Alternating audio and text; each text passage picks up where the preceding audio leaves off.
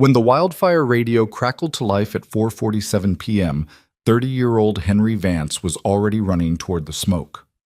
One silver sedan sat abandoned at the North Ridge trailhead. Everyone else had evacuated hours ago. He found her on concrete steps in the rain, ankles shattered, refusing rescue. She told him to leave her behind. He looked at her once, smelled the approaching inferno, and made a choice that would change both their lives forever. He lifted her into his arms and ran straight into the flames. If you want to see how a single father's refusal to leave anyone behind turns a wildfire evacuation into something neither of them expected, stay with me until the end. And drop a comment telling me what city you're watching from. I love seeing how far these stories travel. Hit that like button if you're ready for a story about survival, secrets, and second chances carved out of ash and snow. Henry Vance had been a single father for 4 years, a volunteer search and rescue responder for 6, and had carried the weight of one failed rescue for nearly a decade. He didn't talk about that last part. Not to his 7-year-old daughter, Lily, who asked him every morning if he was going to save someone that day. Not to the other volunteers who clapped him on the back after successful evacuations. And certainly not to the woman whose face still appeared in his nightmares. The hiker he'd reached too late on a cliffside in heavy rain, her hand slipping from his, just as the lightning strike illuminated her terrified eyes. He carried that weight the way he carried everything else, quietly, with his jaw set and his boots laced tight. The call came through on a Thursday afternoon in late September, when the Pacific Northwest was experiencing the kind of drought that turned forests into kindling. Henry had just picked Lily up from school and was helping her with math homework at their small kitchen table when his radio hissed to life. All units, we have a fast-moving wildfire that jumped Cascade Creek near North Ridge. Winds shifting northeast. Evacuation orders in effect for sectors 7 through 12. Repeat, evacuation orders in effect. Lily looked up from her worksheet, her dark eyes wide. Daddy? Henry's mind was already moving through logistics. North Ridge was 15 minutes away. His neighbor, Mrs. Chen, could watch Lily. She'd done it before. He reached for his phone. It's okay, sweetheart. I just need to go help some people get to safety. Like always? Like always. 20 minutes later, Henry was in his truck, heading toward the orange glow that painted the eastern sky. The radio chatter told him what he needed to know. Most residents had already evacuated. The main highway was being used as a fire break, and air support was grounded due to high winds. The fire had started small that morning, but dry conditions and sudden gusts had turned it into something hungry and unpredictable. He arrived at the North Ridge Recreation Area just as the first sheriff's deputy was setting up road closure signs. The parking lot was empty except for one vehicle, a silver Honda sedan with Oregon plates and a rental company sticker. The deputy, a young guy named Martinez, who Henry recognized from previous operations, jogged over as Henry stepped out of his truck. Vance, good timing. We think everyone's out, but that car's been sitting there for 3 hours. Owner might have hiked in before the evacuation order. Henry studied the sedan. The doors were locked. A professional-looking shoulder bag sat in the back seat next to a rolled sleeping bag. Anyone check the trailhead? Not yet. Fire's moving fast. We're supposed to be pulling back in 10 minutes. Henry grabbed his pack from the truck bed, the one he kept loaded with emergency supplies, rope, first aid kit, water, emergency blanket, and flares. I'll do a quick sweep. If they're on the trail, they'll be heading down. Martinez hesitated. Captain said, I know what the captain said. Henry's tone wasn't harsh, just matter of fact. He'd had this conversation before. 10 minutes. If I'm not back, I'm taking the access road out the north side. He didn't wait for permission. The smell of smoke was already thick in the air, and the wind carried ash like snow. Henry started up the main trail at a steady jog, his eyes scanning for movement, footprints, anything that might indicate which direction the car's owner had gone. The North Ridge Trail system was a network of paths that wound through old-growth forest before climbing to a series of overlooks. Popular with day hikers and photographers, it offered stunning views of the valley, but it also had multiple branches, some of which led to dead ends or steep terrain. Henry had gone maybe half a mile when he saw her. She was sitting on a concrete retaining wall where the trail curved around a small maintenance structure. Not walking, not calling for help, just sitting there in the rain that had started to fall, her face turned toward the approaching wall of smoke to the south. He slowed as he approached, taking in the details. Mid-20s, athletic build, dark hair plastered to her face by rain. Her right ankle was swollen to nearly twice its normal size, the joint already turning deep purple. A professional camera hung around her neck, and her hiking boots were caked in mud. She didn't look scared. She looked furious. "Ma'am, I'm with search and rescue. We need to evacuate now."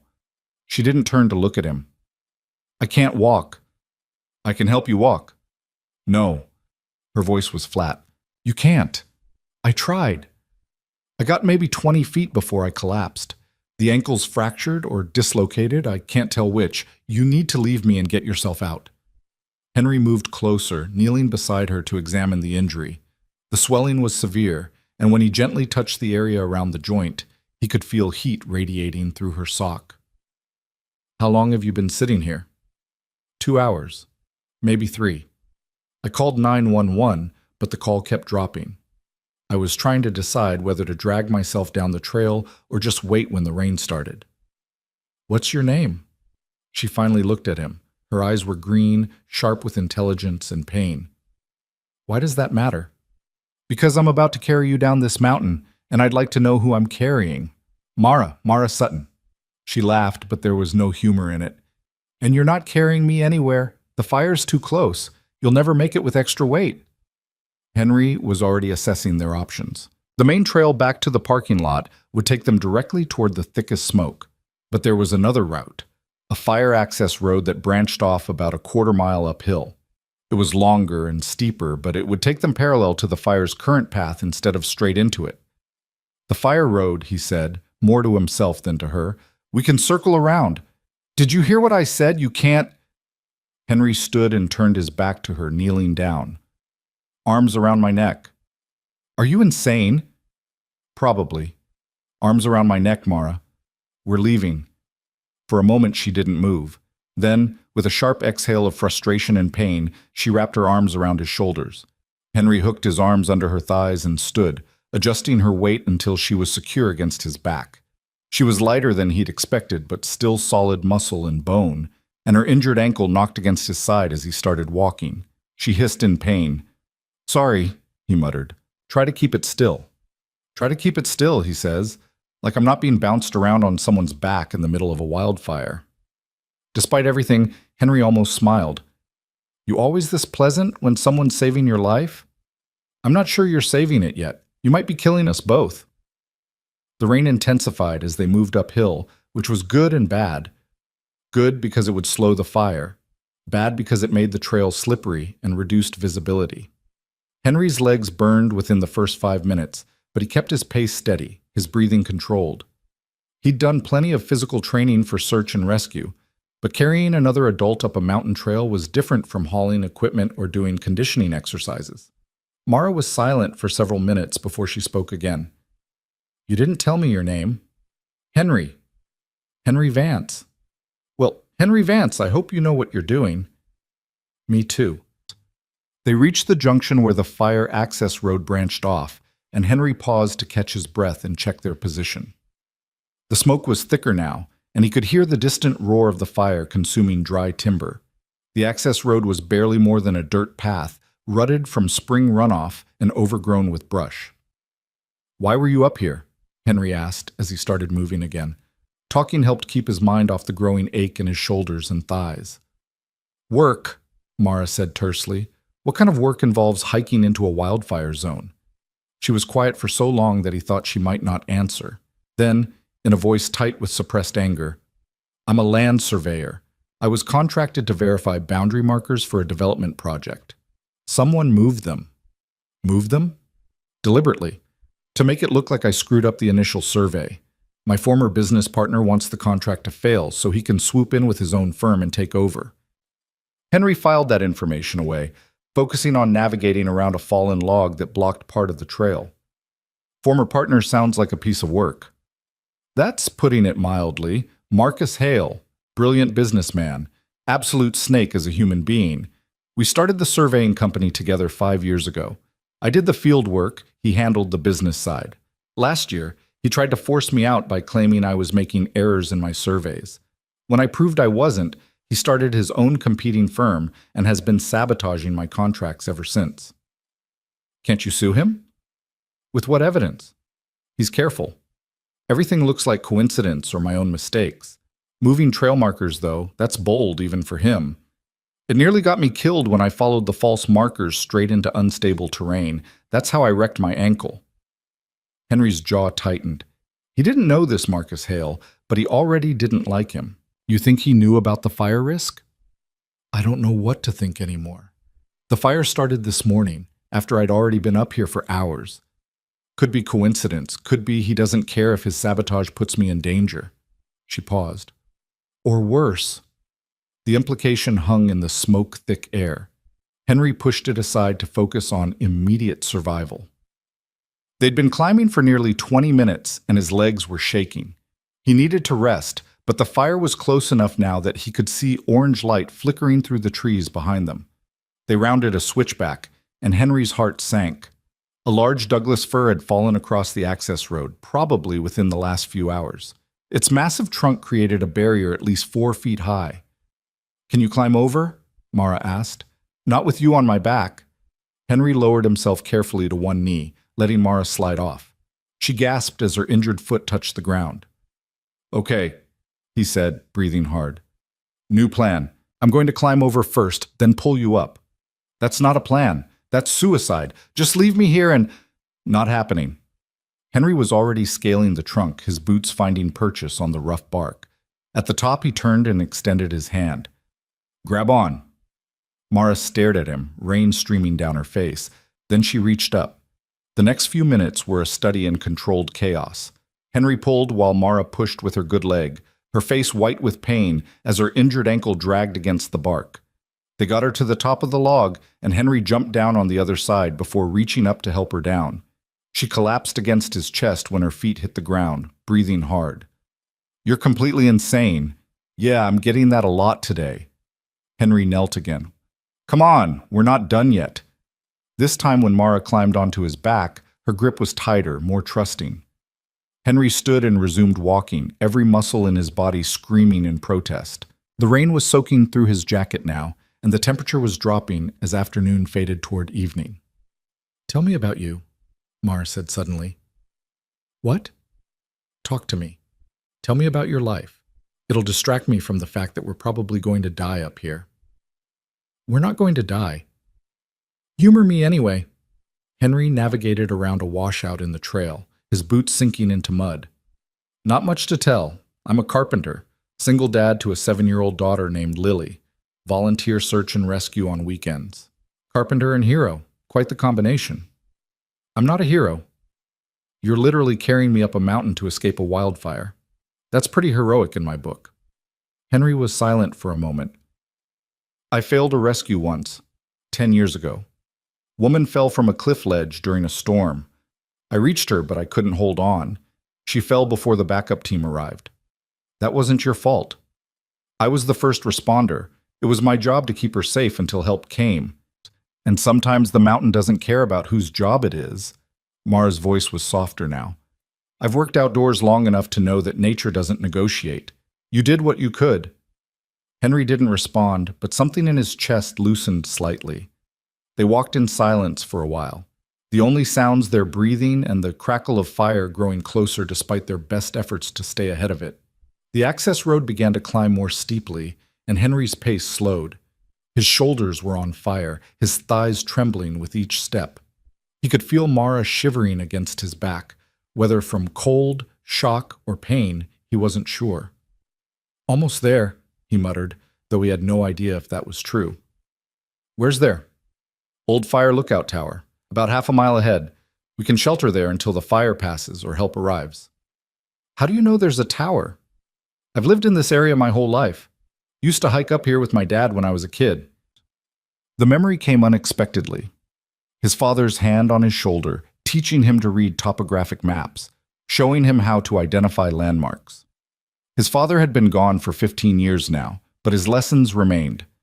The tower emerged from the rain and smoke like a ghost, a 2-story wooden structure perched on a rocky outcrop above the tree line. It had been abandoned for years, used now only by the occasional hiker seeking shelter. Henry had never been so grateful to see it. He climbed the external stairs with the last of his strength and shouldered open the door. Inside, the tower was sparse but dry. A single room with windows on all sides, a few pieces of battered furniture, and old emergency supplies in sealed containers.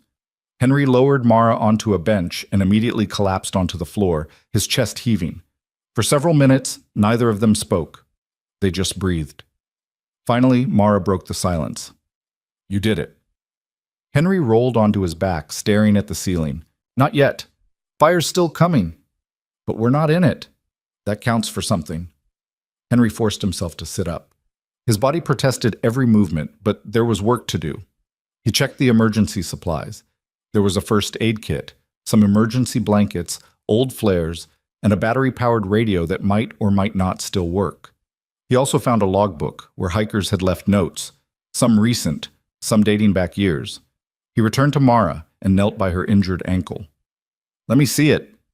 She grimaced as he carefully removed her boot and sock. The swelling had worsened, and the bruising now extended halfway up her calf. Henry opened the first aid kit and found an elastic bandage. "This is going to hurt," he warned. "Everything hurts. Just do it." He wrapped the ankle as gently as he could, but Mara still bit back a cry of pain. When he finished, he elevated her leg on a folded emergency blanket. "You need to stay off it completely," he said. "Not like I have much choice." Henry moved to the windows, checking each direction. The fire was visible to the south and east now, a wall of orange and red consuming everything in its path. But the wind was shifting, and the rain was intensifying. If they were lucky, the storm would slow the fire's advance enough for them to survive the night. If they were lucky. He tried the radio, but got only static. Cell service had been non-existent since they left the parking lot. They were on their own. "What time is it?" Mara asked. Henry checked his watch. "Just after 6. "Your daughter. You said you have a daughter. She must be worried." "She's with a neighbor. Mrs. Chen knows what I do. She'll keep Lily safe and distracted." Even as he said it, Henry felt the familiar guilt that came with every rescue call. Lily was proud of what he did, but she was also 7 years old and sometimes woke up crying from nightmares about her daddy not coming home. "Tell me about her," Mara said. Henry found himself smiling despite their circumstances. "She's smart. Too smart sometimes. Loves science and asks about 1,000,000 questions a day. Wants to be a marine biologist when she grows up, even though we're nowhere near the ocean." "Where's her mom?" The smile faded. "Car accident, 4 years ago. She was driving home from a work conference when a drunk driver crossed the center line." "I'm sorry." "Yeah, me too." Henry turned away from the window. "Lily doesn't remember her much. I try to keep her memory alive with stories and photos, but it's not the same." "You're doing it alone." "Most of the time. We have a good community. People help. But yeah, it's mostly just us." Thunder rumbled outside, followed by a flash of lightning that illuminated the room. Henry checked the windows again and realized the wind had shifted more dramatically than he'd thought. The fire was moving east now, pushed by the storm. They weren't out of danger, but they were no longer in its direct path. "We might actually make it," Mara said quietly. "Don't jinx it." She laughed, and this time it sounded genuine. "You know, when I woke up this morning, I did not have 'get rescued by a heroic single dad during a wildfire' on my bingo card. When I woke up this morning, I was planning to spend the evening helping my daughter build a volcano for her science project. Well, you're definitely getting the real-life volcano experience now." As night fell and the temperature dropped, Henry distributed the emergency blankets and started a small fire in the tower's old wood stove using dried wood from a supply box. The warmth was immediate and welcome. He made a simple meal from the emergency rations, nothing fancy, but calories they both needed. They ate in comfortable silence, and then Mara spoke again. "Can I ask you something?" "Sure." "Why did you come after me? You could have left me there." "Told yourself you tried and the fire was too close. No one would have blamed you." Henry stared at the flames in the stove. "I don't leave people behind. Even when staying might get you killed? Especially then." He met her eyes. "The woman who fell from the cliff. I reached her, but I couldn't hold on. Not because I wasn't strong enough, but because I hesitated for just a second. I questioned whether I could do it. And in that second, she slipped. I've spent 10 years wondering what would have happened if I hadn't hesitated. If I'd just committed fully, consequences be damned. So you don't hesitate anymore. Not when someone's life is on the line. Mara was quiet for a long time. Then she said, "Thank you for not hesitating today." "You're welcome." The storm raged outside, rain hammering the tower's roof and lightning illuminating the forest below. The fire was still burning, but it was moving away from them now, driven by wind and rain toward less populated areas. They would likely be able to descend in the morning. As midnight approached, exhaustion finally overtook them both. Henry gave Mara the bench to sleep on and made himself as comfortable as possible on the floor, using his pack as a pillow. The tower was cold despite the stove, and he could hear Mara's teeth chattering. Without thinking too much about it, he grabbed one of the emergency blankets and moved to the bench. "Scoot over." She looked at him with wide eyes. "What?" "We need to share body heat. You're going into shock from the cold and the injury. I've seen hypothermia before. This is how it starts." After a moment's hesitation, Mara shifted to make room. Henry lay down beside her, careful not to jostle her injured ankle, and draped the blanket over both of them. The space was cramped and awkward, but the shared warmth was immediate. "This is weird," Mara muttered. "Yeah, but you'll live. That's the goal." They lay there in the darkness, listening to the storm. Gradually, Mara's shivering subsided and her breathing evened out. Henry stayed awake, monitoring the fire through the windows, listening for any sign that they were in danger. Somewhere around 2 in the morning, Mara spoke into the darkness. "Henry?" "Yeah?" "I'm glad it was you who found me." He didn't know what to say to that, so he simply responded, "Get some sleep, Mara. Morning's going to come whether we're ready or not." She was quiet again, and eventually Henry heard the soft rhythm of her breathing that indicated sleep. He let himself relax slightly, though he didn't close his eyes. Outside, the storm continued its assault on the mountain, and the fire burned itself toward exhaustion against wet timber and shifting winds. Tomorrow they would have to descend. Tomorrow they would have to face whatever consequences waited below. Authorities, questions, the aftermath of survival. Tomorrow would bring its own challenges. But tonight, in a forgotten fire tower on a mountain that refused to let them go, two strangers had become something else. Something forged in smoke and rain, and the simple, absolute refusal to leave anyone behind. Henry didn't know what came next. He just knew that when morning came, he would help Mara down this mountain the same way he'd carried her up, one step at a time, no hesitation, no looking back. Outside, lightning split the sky again, and in its brief illumination, Henry could see the fire retreating to the east, a defeated orange glow against the black wall of storm. They had survived the worst of it. Whatever came next, they would face it together. Dawn broke gray and cold over the mountain, the kind of light that revealed more than it promised. Henry woke to the sound of helicopter rotors in the distance and the acrid smell of wet ash. His entire body was stiff, muscles protesting as he carefully extracted himself from the shared warmth of the emergency blanket without waking Mara.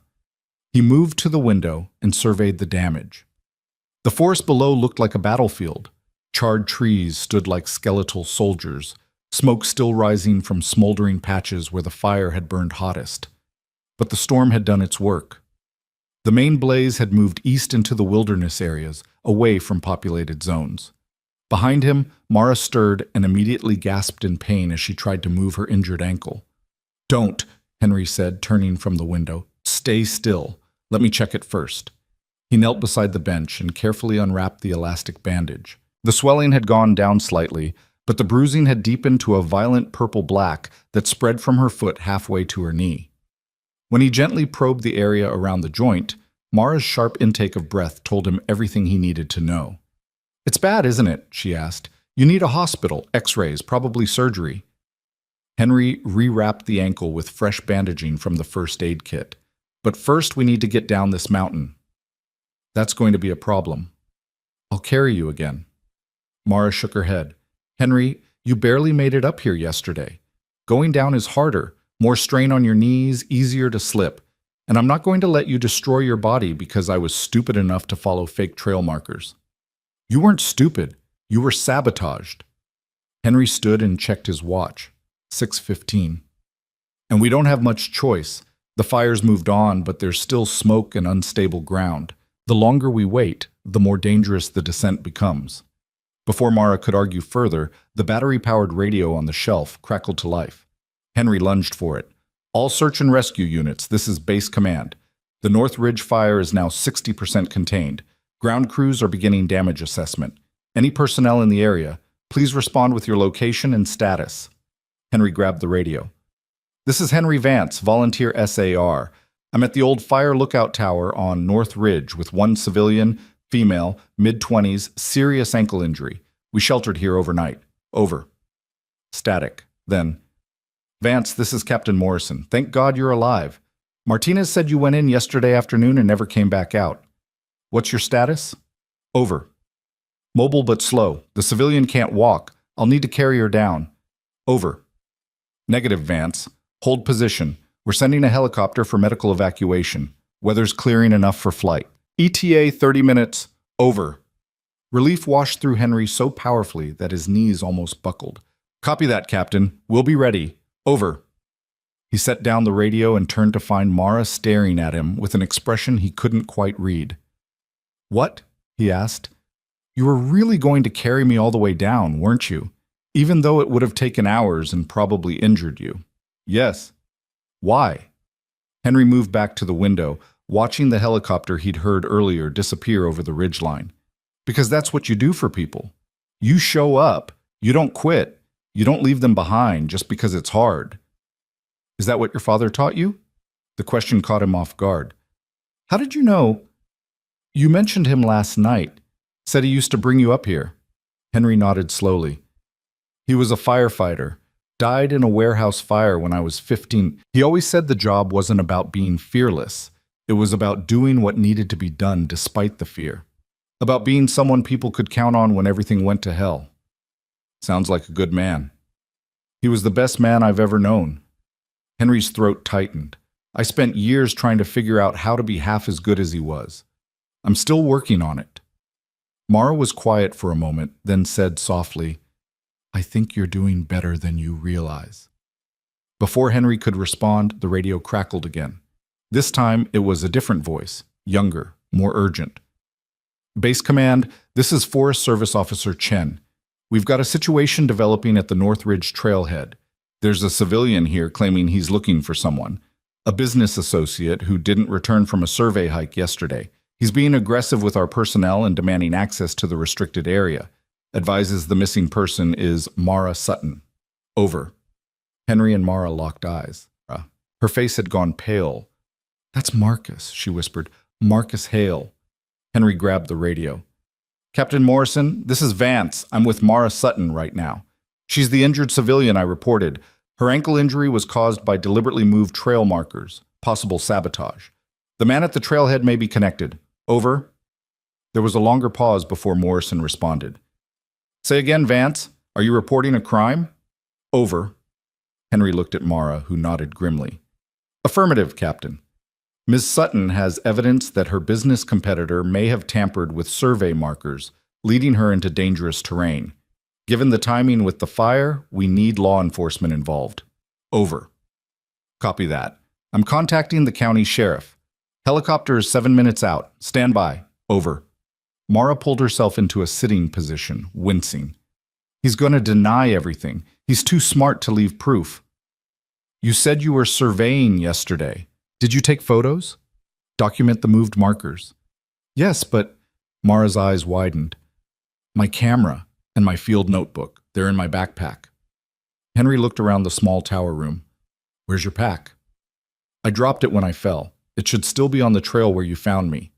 Henry's mind raced. The trail where he'd found Mara was at least a mile downhill, possibly already searched by ground crews. But if that evidence existed, it could make the difference between sabotage charges and Marcus walking away clean. I'll get it, he said. Henry, no. The helicopter will be here soon. You can't. 7 minutes, Morrison said. I can get down to that trail section in 5 if I run. I'll be back before they land. And if you're not? If something happens? Henry was already checking his gear, making sure he had his radio clipped to his belt. Then you tell them where to find me, but nothing's going to happen. I'm just retrieving evidence. This is insane. That evidence isn't worth risking your life. Henry paused at the door and looked back at her. Last night you told me your former partner has been sabotaging your business for a year. You think he moved those markers by accident? You think it's coincidence that you ended up injured on a mountain the same day a wildfire started? Mara's jaw tightened. You think he set the fire? I think we need that evidence before he has a chance to destroy it. Henry pulled the door open. I'll be back in 10 minutes. Don't go anywhere. Very funny. He took the external stairs 3 at a time and hit the ground running. His legs screamed in protest after yesterday's ordeal, but he pushed through it, following the fire access road back down the way they'd come.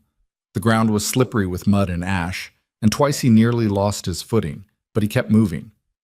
The fallen Douglas fir loomed ahead. Henry vaulted over it with considerably more ease than they'd managed last night and continued down. Smoke still hung in the air, making his eyes water, but the path was clear enough to navigate. He reached the main trail junction and turned toward where he'd found Mara. The concrete retaining wall came into view, and there, partially hidden under a blackberry bush, was a navy blue backpack. Henry grabbed it and immediately unzipped the main compartment. Inside was a professional field notebook with waterproof pages, a high-end digital camera, and what looked like a portable GPS unit. He quickly checked the camera's memory card, still intact. The radio on his belt squawked. Vance, this is Morrison. Helicopter is on approach. Where are you? Over. Henry keyed the radio while starting back up the trail at a dead run. Retrieving evidence, Captain. 2 minutes out. Over. Negative, Vance. Return to the tower immediately. We need visual confirmation of your position for the helicopter. Over. Copy that, on my way. Over. Henry pushed harder, his lungs burning. The fallen tree appeared ahead and he launched himself over it without breaking stride, landing hard on the other side but keeping his feet. The tower was visible now through the thinning smoke. The helicopter appeared over the ridgeline, a Coast Guard rescue bird with its distinctive orange and white markings. Henry burst from the tree line just as it began its descent toward the rocky outcrop near the tower. He took the external stairs 2 at a time and crashed through the door, breathless and covered in fresh ash. Mara was sitting upright on the bench, her face tight with worry that transformed to relief when she saw him. You're an idiot, she said. Got your pack. Henry dropped it beside her and moved to the window to signal the helicopter crew. 2 rescue personnel were already rappelling down from the hovering aircraft. Within minutes, they'd entered the tower and were assessing Mara's condition with professional efficiency. The lead medic, a woman in her 40s with kind eyes and no-nonsense demeanor, secured Mara's ankle in a rigid splint and started an IV for fluids and pain medication. We're going to stretcher you up, the medic explained to Mara. It'll be uncomfortable, but quick. Your friend here did good work with the initial wrapping. He's good at a lot of things, Mara said, her voice slightly slurred from the pain meds starting to take effect. The second rescue tech, a younger man built like a linebacker, turned to Henry. You're coming up too, right? Henry hesitated. I can hike down. You should save the lift capacity for people who need it. Captain's orders. You've been out here overnight in fire conditions. Protocol is medical evaluation. Henry wanted to argue, but he was suddenly aware of how exhausted he was. His shoulders were still burning from yesterday's carry, his legs felt like rubber, and he'd probably inhaled more smoke than was healthy. Okay? They secured Mara to the rescue stretcher and lifted her first, the helicopter's winch pulling her up smoothly despite the wind. Henry watched her disappear into the aircraft, then accepted his own harness from the linebacker tech. First time? The tech asked with a grin. Yeah. Don't look down. Or do, if you like adrenaline. Henry chose not to look down. The ascent was faster than he'd expected, and then hands were pulling him into the helicopter cabin. He secured himself in a jump seat next to where they'd strapped Mara's stretcher. She reached out and grabbed his hand as the helicopter banked away from the mountain. Thank you, she said, barely audible over the rotor noise. Henry squeezed her hand once, then released it as the medic moved in to adjust her IV. Through the window, he could see the full scope of the fire's damage. Miles of blackened forest, entire hillsides reduced to ash. They'd been lucky. Incredibly lucky. The flight to the regional medical center took 15 minutes. They landed on the hospital's rooftop helipad, where a trauma team was already waiting. Mara was whisked away on a gurney, her backpack still clutched protectively against her chest. Henry was directed to the emergency department for evaluation, where a physician's assistant who looked about 12 years old checked his vitals, listened to his lungs, and declared him remarkably healthy for someone who'd spent a night on a burning mountain. "You should rest," the PA said. "Your body's been through significant stress. Any chest pain, difficulty breathing, or dizziness, you come back immediately." "I will." "Can you tell me where they took Mara Sutton?" "The woman from the rescue? Orthopedic surgery, probably. That ankle's going to need hardware." Henry thanked him and made his way to the surgical floor's waiting area. Captain Morrison was already there, along with 2 county sheriff's deputies, and surprisingly, Mrs. Chen with Lily. His daughter launched herself at him the moment she spotted him. "Daddy!" Henry caught her and pulled her into a fierce hug, breathing in the strawberry scent of her shampoo. "Hey, sweetheart, I'm okay." "Mrs. Chen said you were rescuing someone from a fire. She said you were a hero." Mrs. Chen exaggerates. "I do not," Mrs. Chen said firmly. She was a tiny woman in her 70s with steel in her spine. "You went into a wildfire to save a stranger. That's the definition of heroic." One of the deputies, a weathered man with sergeant's stripes, stepped forward. "Mr. Vance, I'm Sergeant Rodriguez. We need to ask you some questions about what happened on the mountain." Henry set Lily down, but kept hold of her hand. "Of course. But first, can someone tell me about Mara, Ms. Sutton?" "She's in surgery now," Captain Morrison said. "Fractured ankle in 3 places, dislocated joint. They're putting in pins and plates. She'll be here a few days, but the doctors say she should recover full function." "Good. That's good." Sergeant Rodriguez pulled out a notebook. "Ms. Sutton made some serious allegations before they took her to surgery. She claims someone deliberately moved survey markers to sabotage her work, and that this sabotage directly led to her injury.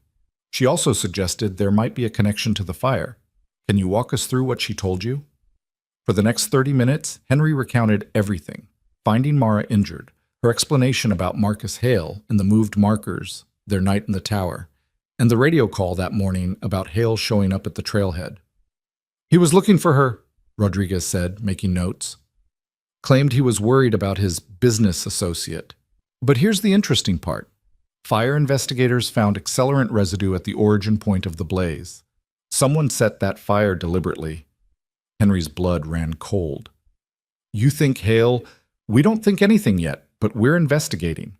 Rodriguez closed his notebook.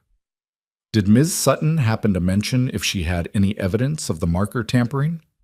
"Her camera and field notebook. I retrieved them from her backpack this morning. She had them with her when they took her to surgery." The second deputy, a younger woman, spoke up. "We'll need to take possession of those as evidence." "She knows. She wanted them protected." Rodriguez nodded.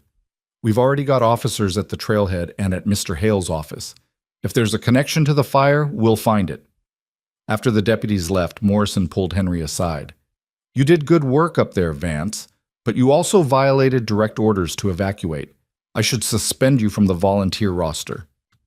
Henry met his captain's eyes steadily. "I understand, sir," Morrison sighed.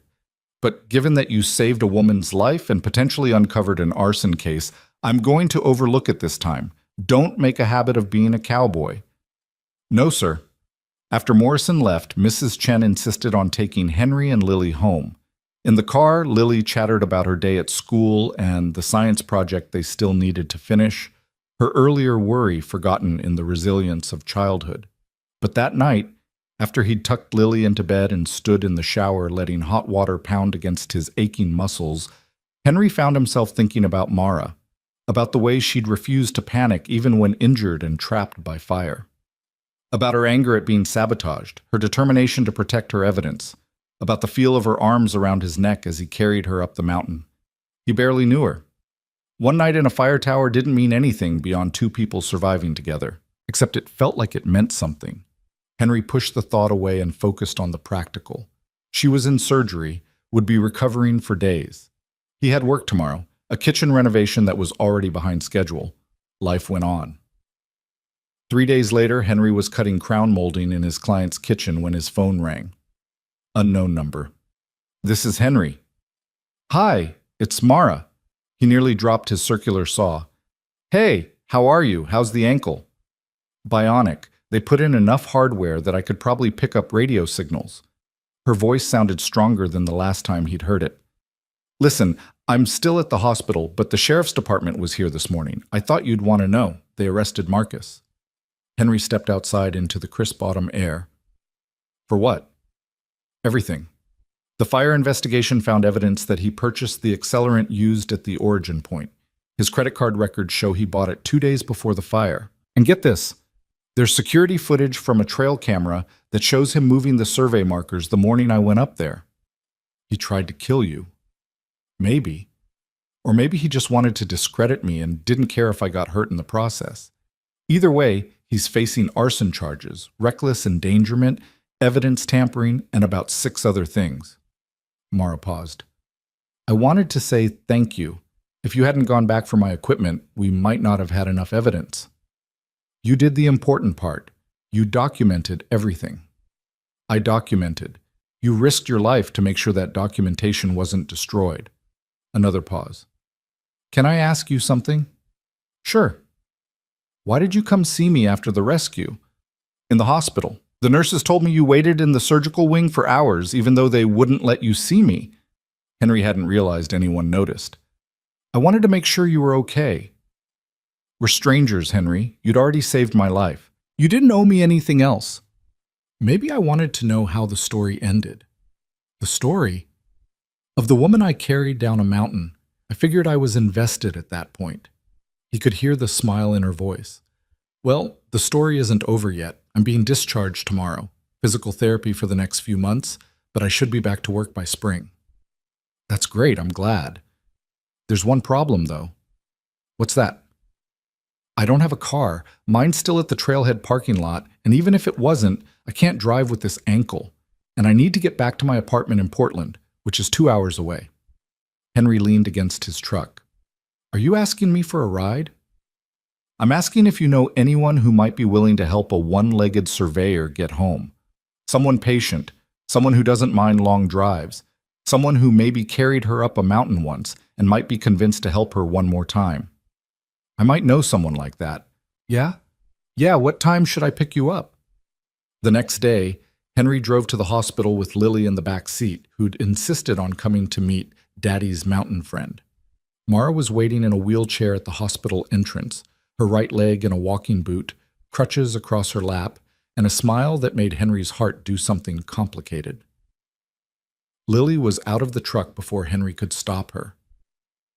Are you Miss Mara? Daddy said you hurt your ankle in the fire. I am, and I did. You must be Lily. Did you really get rescued by a helicopter? That's so cool. Mara laughed. It was pretty cool. But the coolest part was your dad carrying me all the way to the rescue tower. He's pretty strong. Lily beamed with pride. He carries me all the time, even when I'm too big. You're never too big, Henry said, helping Mara into the passenger seat and stowing her crutches in the back. And buckle up, both of you. It's a long drive. The drive to Portland was easy.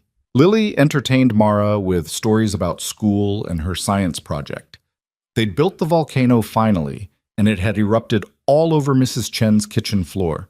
Mara shared stories about surveying work, about mountains she'd climbed and forests she'd mapped. When they reached Mara's apartment building in northwest Portland, Henry carried her bag up 3 flights of stairs while she navigated on crutches. Her apartment was small but bright, filled with maps and survey equipment and photos of wild places. Thank you, she said at the door, for everything, the rescue, the evidence, the ride, all of it. You're welcome. Lily tugged on Henry's sleeve. Daddy, can Ms. Mara come to dinner at our house sometime? I want to show her our photo wall.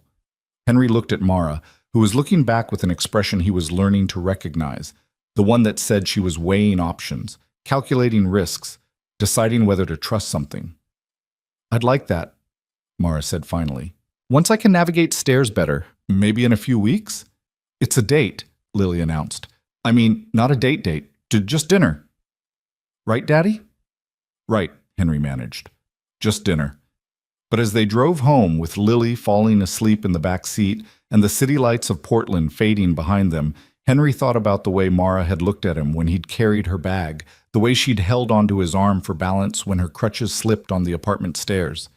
Maybe it was just gratitude, survivor's bond, the strange intimacy that came from shared trauma.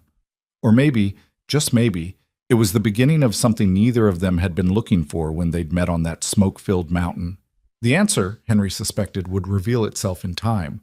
For now, it was enough to know that they'd both survived, that evidence had been protected, that justice was being served, and that in 3 weeks, Mara Sutton would sit at his dinner table, meet his daughter properly, and maybe, just maybe, they'd discover what happened after the rescue was over and the real story began. 3 weeks turned into 4, then 5. Mara called twice to reschedule the dinner, both times apologizing profusely. The first time was because of a complication with her physical therapy that required an additional minor procedure. The second time was because Marcus Hale's legal team had filed motions requiring her testimony in pre-trial depositions.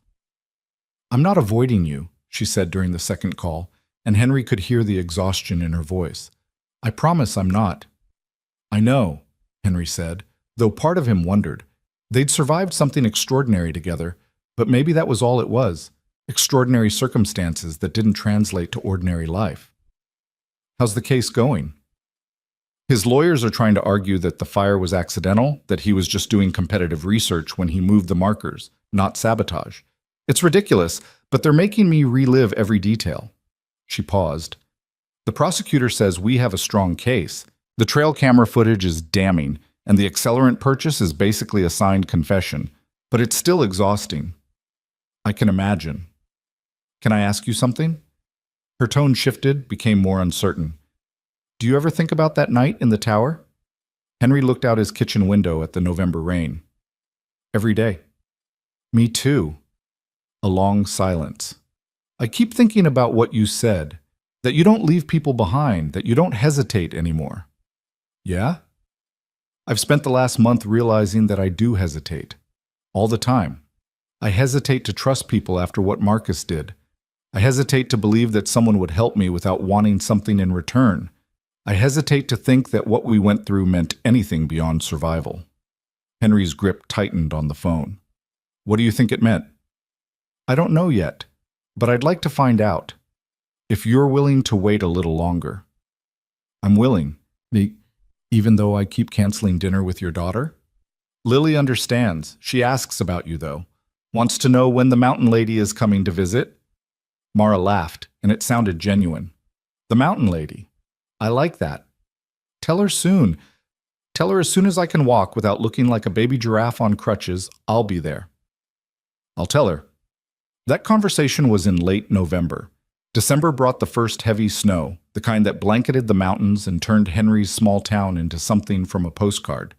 He took Lily sledding on weekends and worked on indoor projects during the week. A bathroom renovation here, custom built-ins there. The work was steady and satisfying, and it kept his hands busy even when his mind wandered to a woman in Portland with green eyes and a refusal to give up. Then, 3 days before Christmas, his phone rang at 6 in the morning. "Henry, it's Mara. I need help." He was immediately awake, already reaching for his jeans. "What's wrong? Are you hurt?" "No, nothing like that. It's Marcus. He made bail yesterday. His family posted it, and last night someone broke into my apartment." Henry's blood went cold. "Are you safe? Where are you?" "I'm fine. I wasn't home when it happened. I was at my lawyer's office going over testimony. But Henry, they trashed the place. Destroyed my survey equipment, my computer, all my backup files. The police think it was Marcus or someone he hired, trying to intimidate me before trial." "Where are you right now?" "At a hotel. The police said I shouldn't stay at the apartment until they process the scene and improve security. But Henry, I can't afford to stay in hotels indefinitely. My business is barely holding together as it is.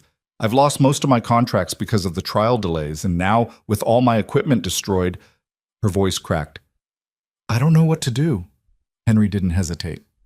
"Come here." "What?" "Come here. To my house. You can stay as long as you need. You'll be safe. You can work remotely on whatever contracts you can salvage, and you won't be alone." Henry, I can't ask you to. You're not asking. I'm offering. And before you argue, think about this. Marcus doesn't know where I live. He doesn't know we're still in contact. You'll be off his radar completely. Mara was silent for so long that Henry thought the call had dropped. Then quietly, "Are you sure?" "I'm sure. Pack what you need. I'll drive down and get you this afternoon." "What about Lily? What about Christmas? I can't impose on—" "Lily will be thrilled. And Christmas at my house is pretty low-key anyway. We could use the company." Henry pulled on his shirt. "Text me the hotel address. I'll be there by 2. He made the drive in just under 2 hours, his truck loaded with empty boxes in case Mara needed to salvage anything from her apartment. She was waiting in this hotel lobby, looking smaller somehow than she had in his memory. Her hair was pulled back in a messy ponytail, her face pale without makeup, and she was still using one crutch for stability, even though the walking boot was gone. When she saw him, something in her expression broke and reformed. "You came." "Of course I came." She stepped forward and wrapped her arms around him, the crutch clattering to the floor between them. Henry held her, feeling the tremor in her shoulders that said she'd been holding herself together by sheer will and was only now allowing herself to fall apart. "I've got you," he said quietly. "You're safe now." They went to her apartment so she could pack. The damage was worse than Henry had expected. Furniture overturned, papers scattered, a sledgehammer taken to her expensive surveying equipment. Mara moved through the destruction with a blank expression that worried Henry more than tears would have. 5 years of work, she said, picking up pieces of a shattered GPS unit. "I built this business from nothing, and he destroyed it in one night." "He destroyed equipment. He didn't destroy you." Henry started gathering clothes that hadn't been damaged. "And equipment can be replaced." "With what money?" "My insurance will cover some of it, but the deductible alone is more than I have right now." Henry wanted to offer to pay for it, but he knew that would be the wrong move. Mara's pride was already bruised. Instead, he said, "One problem at a time. Right now, we focus on getting you somewhere safe. The rest we'll figure out together." By 4 o'clock, they were heading back toward the mountains with Mara's salvaged belongings packed in the truck bed. She was quiet for most of the drive, staring out the window at the snow-covered landscape. Finally, she spoke. "Why are you doing this?" "Doing what?" "Helping me. Again. You barely know me, Henry. We spent one night together in a fire tower, and now you're letting me move into your house 3 days before Christmas. This isn't normal." Henry kept his eyes on the road. "You're right, it's not normal. But nothing about how we met was normal, and maybe I'm doing this because when I found you on that mountain, sitting in the rain with a broken ankle, you didn't give up. You were angry, you were in pain, but you weren't defeated. That kind of strength is rare, I respect it. Or maybe you have a savior complex." The words were sharp, defensive. Henry took them without flinching. "Maybe I do, but that's not why I'm helping you. I'm helping you because you need help, and because I can provide it, and because—" He paused, choosing his words carefully. "Because I want to know what happens next, in your story, in whatever this is between us." Mara turned to look at him. "What if there's nothing between us except trauma bonding and gratitude?" "Then at least we'll know. But what if it's more than that? What if it isn't?" "Then you'll have had a safe place to stay while you got back on your feet, and I'll have had company during the holidays. Either way, nobody loses." Mara turned back to the window, but Henry saw her reflection in the glass. She was smiling.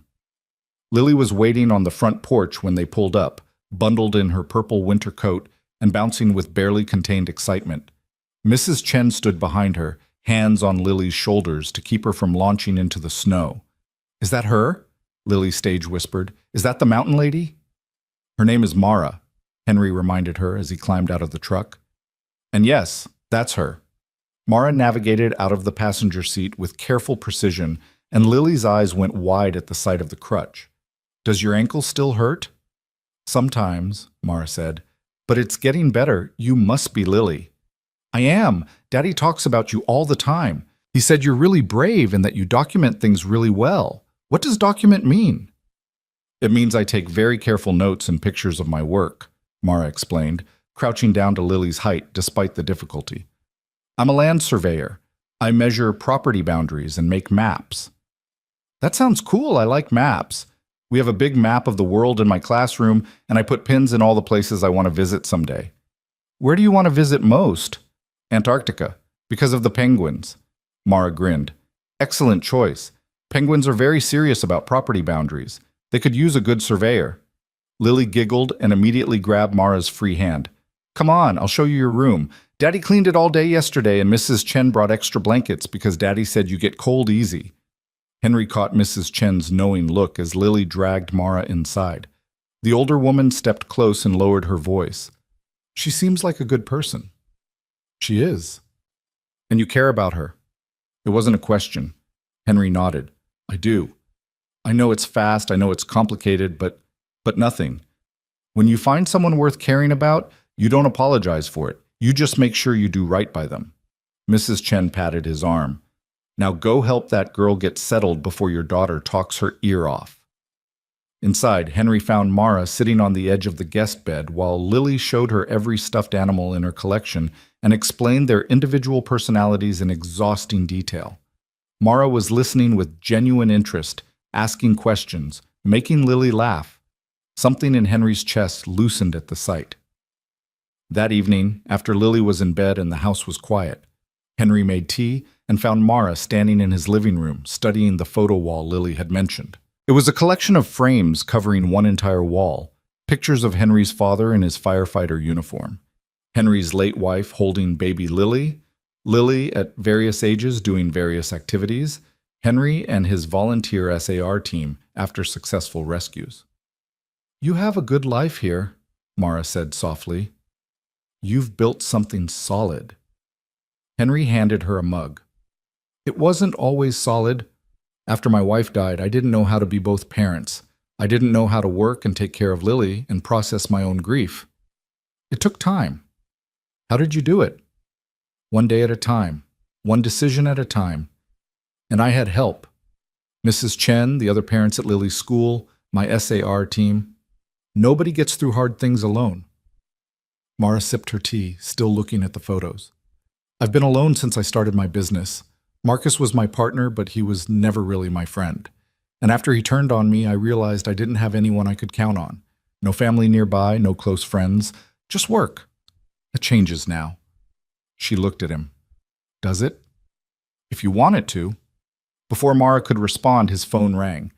Unknown number, but Henry recognized the area code as local law enforcement. He answered.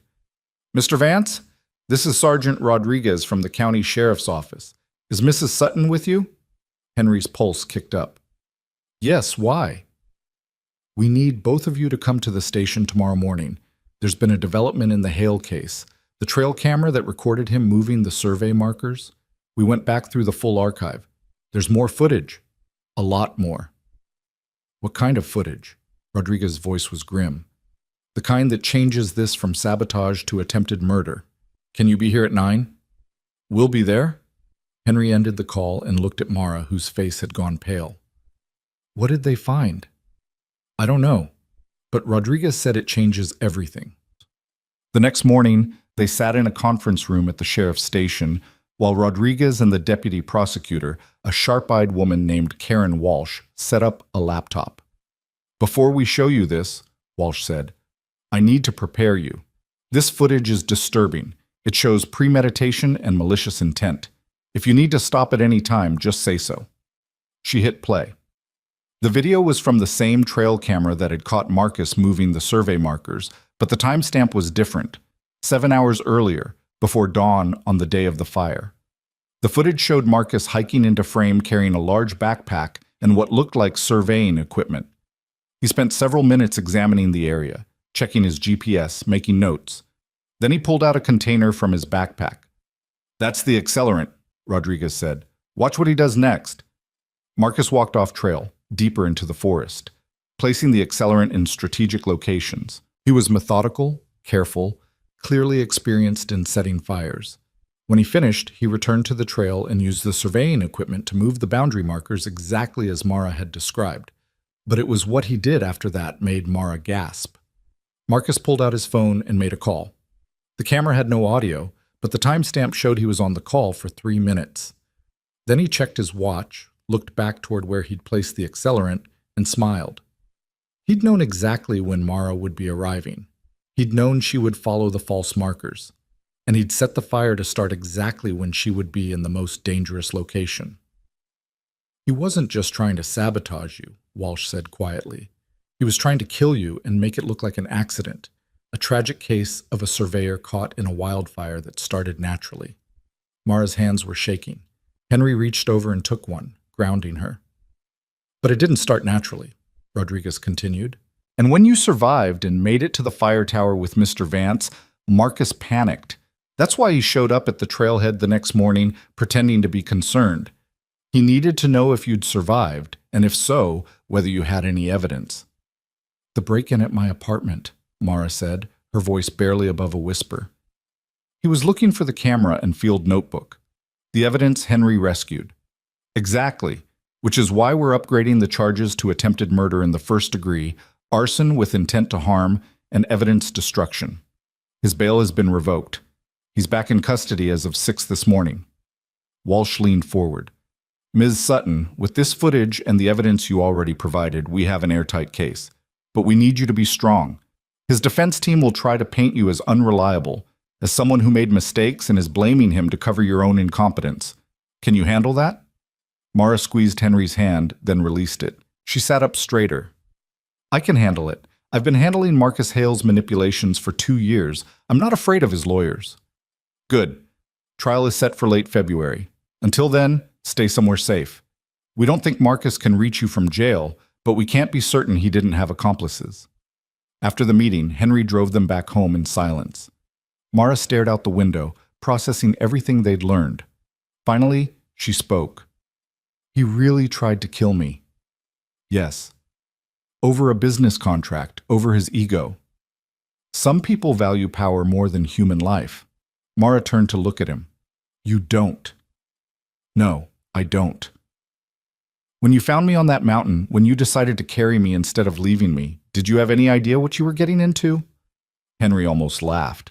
Not even a little bit. I thought I was doing a standard medical evacuation. Turned out to be considerably more complicated. Are you sorry? He pulled into his driveway and turned off the truck. Then he looked at her directly. Not for 1 second. Even though I'm currently living in your house, disrupting your life, bringing danger and legal drama to your doorstep 3 days before Christmas? Even though. Why? Henry reached over and tucked a strand of hair behind her ear, his hand lingering against her cheek. Because when I carried you up that mountain, something shifted. I'd spent 10 years carrying guilt, carrying the weight of one failed rescue, carrying the responsibility of being both parents to Lily. And somewhere in those hours of walking through fire and rain, I realized I was carrying you differently, not out of duty or guilt, but because I wanted to. Mara's eyes were bright with unshed tears. Henry, I'm not asking you for anything, he continued. I'm not expecting gratitude or romance or anything beyond what you're willing to give. But I need you to know that having you here isn't a burden. It's a choice I'm making every day, and I'll keep making it for as long as you need. A tear spilled down her cheek. I don't deserve... Don't. His voice was gentle but firm.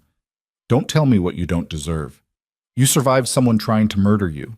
You protected evidence that will put him away. You're rebuilding your entire business from scratch. You deserve every good thing that comes your way. Mara leaned forward until her forehead rested against his. They stayed like that for a long moment, breathing the same air, existing in the same space. I'm terrified, she whispered. Of Marcus? Of this. Of you. Of what it means that I feel safer with you than I felt anywhere in years. Henry pulled back just enough to meet her eyes. Fear is okay. Fear means it matters. And what if I mess this up? What if the trial breaks me? What if I can't rebuild my business? What if... He kissed her, soft and brief and full of everything he couldn't put into words. When he pulled back, Mara was staring at him with wide eyes. What if you don't mess it up, he said. What if you're stronger than you think? What if this is exactly where you're supposed to be? Before she could answer, the front door burst open and Lily came running out in her socks. Daddy, Mara! Mrs. Chen made cookies and says we have to decorate them before they get cold. Come on! Henry and Mara looked at each other and started laughing.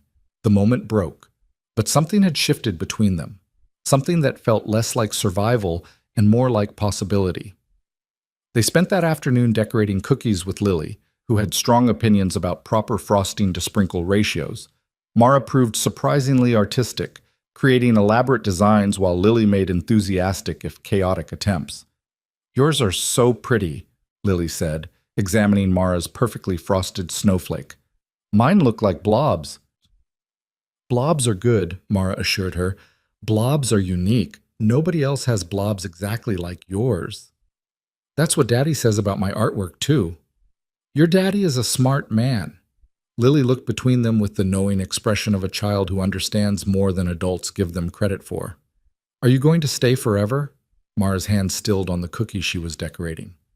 "I don't know, sweetheart. Right now I'm just staying until I feel safe again." "But you're safe here. Daddy makes everything safe. He's like a superhero but without the cape." "Lily," Henry warned gently. "What?" "It's true. You saved Mara from the fire. You save people all the time. You're basically Superman but with better hair." Mara laughed so hard she nearly dropped her cookie. "Better hair than Superman. That's high praise." That night, after Lily was asleep and the house was quiet again, Henry found Mara on his back porch despite the cold, wrapped in one of his heavy jackets and staring at the stars. "Can't sleep?" he asked, stepping outside. "Too much in my head." She didn't look at him. "I keep thinking about Marcus in that footage, how calculated it was, how little my life meant to him." "You don't have to think about him anymore. He's locked up. He can't hurt you." "But he almost did. If you hadn't found me when you did," her voice broke, "I would have died on that mountain, Henry. Alone and in pain, and everyone would have thought it was just a tragic accident." Henry moved to stand beside her. "But that's not what happened. I did find you. You didn't die. You're here." "Because you refused to leave me." She finally looked at him. "The prosecutor asked me today if I could handle the trial, if I could be strong enough to face Marcus and his lawyers. And you know what I realized?" "What?" "I don't know if I can be that strong alone, but maybe I don't have to be alone anymore." Henry reached for her hand. "You don't. Not if you don't want to be." Mara laced her fingers through his.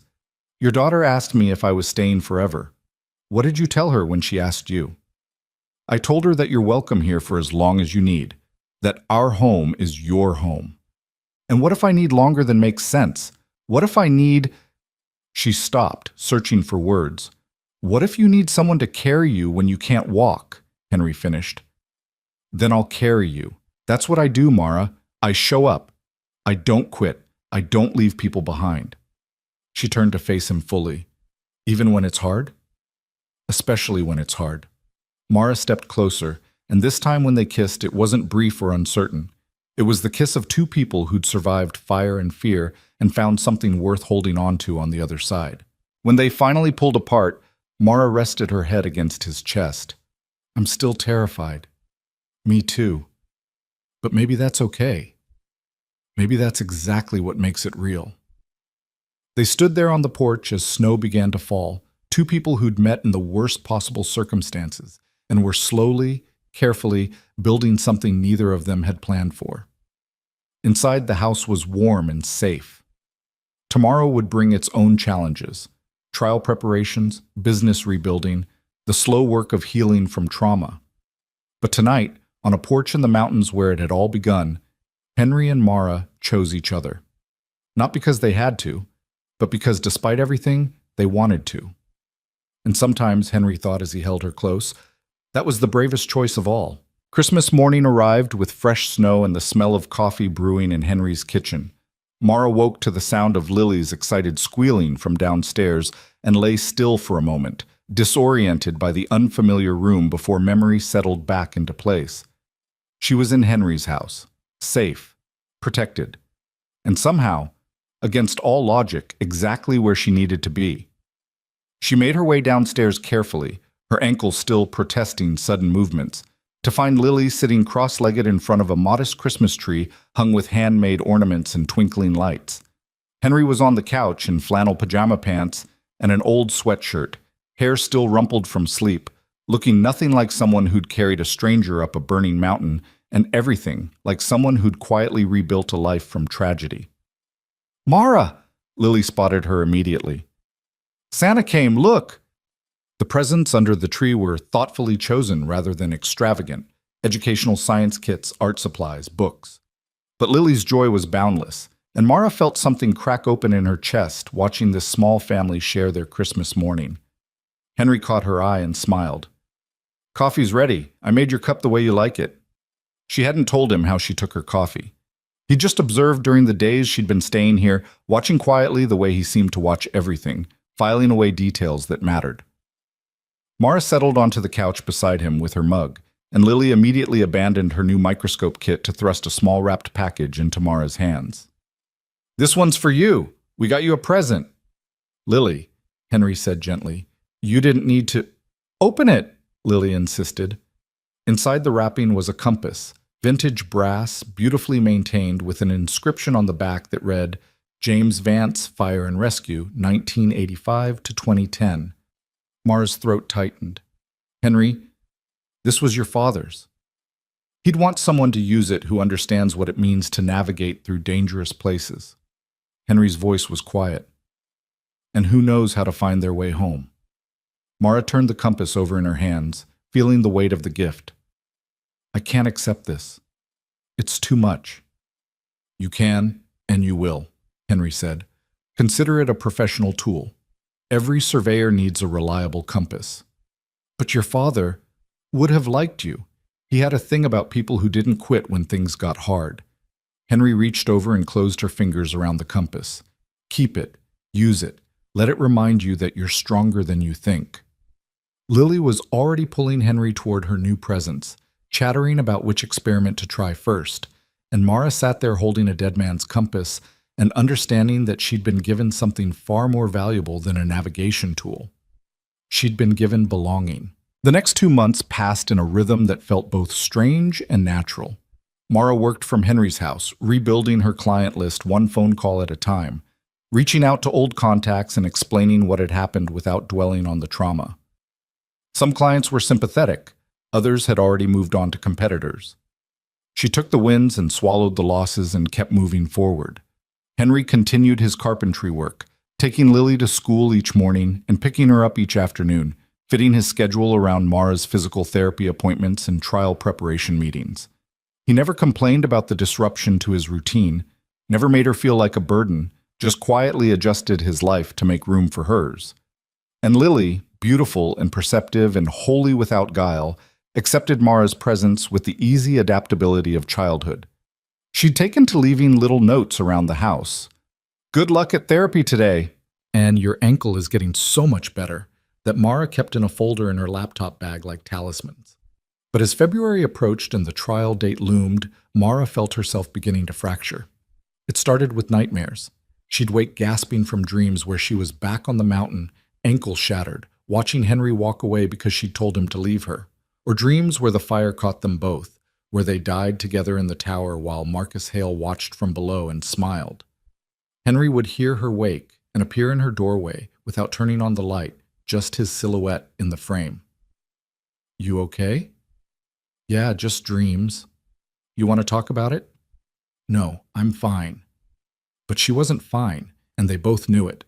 The prosecution team scheduled intensive preparation sessions, making Mara walk through every detail of that day over and over until she could recite it without emotion, until the words felt rehearsed and hollow. They showed her the footage of Marcus setting the fire again and again, training her not to react, not to give the defense any ammunition. "You need to be calm on the stand," Deputy Prosecutor Walsh explained during one particularly brutal prep session. "Marcus's lawyers will try to rattle you. They'll suggest you made errors in your original survey that you're covering up by blaming him. They'll imply you and Mr. Vance fabricated evidence because you're romantically involved. You cannot let them see you upset." "I understand." "Do you? Because right now you look like you're about to cry, and we're just in prep. Imagine how you'll feel with Marcus sitting 20 feet away, staring at you." Mara's hands clenched in her lap. "I said I understand." Walsh softened slightly. "I know this is hard, But we need you strong. Can you do that? Mara thought about Henry lifting her onto his back in the rain, about him running into smoke to retrieve her evidence, about the way he held her on his porch, while snow fell and told her she was stronger than she knew. I can do it, she said. But when she got home that night, she went straight to the guest room and closed the door. She heard Henry's footsteps pause outside, heard him decide not to knock, heard him walk away. The kindness of that space he gave her made everything worse. She was falling apart, and she couldn't let him see it because he'd already given her too much. He'd already saved her too many times. There had to be a limit to how much one person could carry. 2 days before the trial was set to begin, Mara's insurance company called with news about her destroyed equipment. The claim was approved, but the payout was 60% of replacement value, not the full amount she'd expected. There's a clause about home business equipment that limits coverage, the adjuster explained in the tone of someone reading from a script. You should have had a separate commercial policy. I had a commercial policy. Through your company. That policy covered liability, not equipment loss due to criminal activity. I'm sorry, but this is the maximum payout we can authorize. Mara ended the call and stared at the numbers on her laptop screen. Even with the insurance money, even with the few clients she'd managed to retain, she didn't have enough to replace the high-end GPS units and survey equipment she needed to actually do her job. She could buy cheaper alternatives, but that would mean lower accuracy, which would mean fewer contracts, which would mean... Her phone rang. Unknown number. She almost didn't answer, but something made her pick up. Mara Sutton? Yes? This is Thomas Chen from Pacific Northwest Survey Consortium. I worked with you on the Riverside Development Project 3 years ago. Mara remembered him vaguely, an older surveyor with decades of experience who'd been gracious when she'd made a minor error in her initial calculations. Mr. Chen, how can I help you? Actually, I'm calling to help you. I heard about what happened with Marcus Hale, and I wanted you to know that the surveying community doesn't tolerate that kind of behavior. We take care of our own. I appreciate that, but I'm not just offering sympathy. I'm offering equipment. I'm retiring next month, and I have a full set of professional-grade survey gear that I'm willing to sell to you at cost. No markup, just what I paid for it. Should be enough to get you operational again. Mara's breath caught. Mr. Chen, I can't afford... At cost, Ms. Sutton, and I'm willing to accept payment over time. No interest, no contracts. Just one surveyor helping another. He paused. Marcus tried to destroy you because he was afraid of your talent. Don't let him win by giving up now. Mara found herself crying for the first time since the apartment break-in, but these were different tears. Why would you do this for me? Because 30 years ago, when I was starting out, and made a catastrophic error that cost me everything, someone gave me a second chance. I'm just passing it forward. What do you say? I say yes. Thank you. I say yes. After she hung up, Mara sat in the guest room with tears streaming down her face and realized that she'd been so focused on what she'd lost that she'd stopped seeing what she still had. She had people willing to help. She had Henry and Lily. She had a dead firefighter's compass in her pocket that reminded her how to find home. She had survived attempted murder and was still here, still fighting. The door opened quietly, and Henry stepped inside. He didn't ask if she was okay. He just crossed the room and pulled her into his arms, and Mara let herself break completely against his chest. I'm so tired, she sobbed. I'm tired of being strong. I'm tired of fighting. I'm tired of pretending this doesn't terrify me. Oh, then stop pretending. Henry's voice was steady. You don't have to be strong all the time. That's what I'm here for. You've already done too much. There's no such thing as too much when it comes to people you care about. Mara pulled back to look at him. Is that what this is? Caring? You know it is. I don't know anything anymore.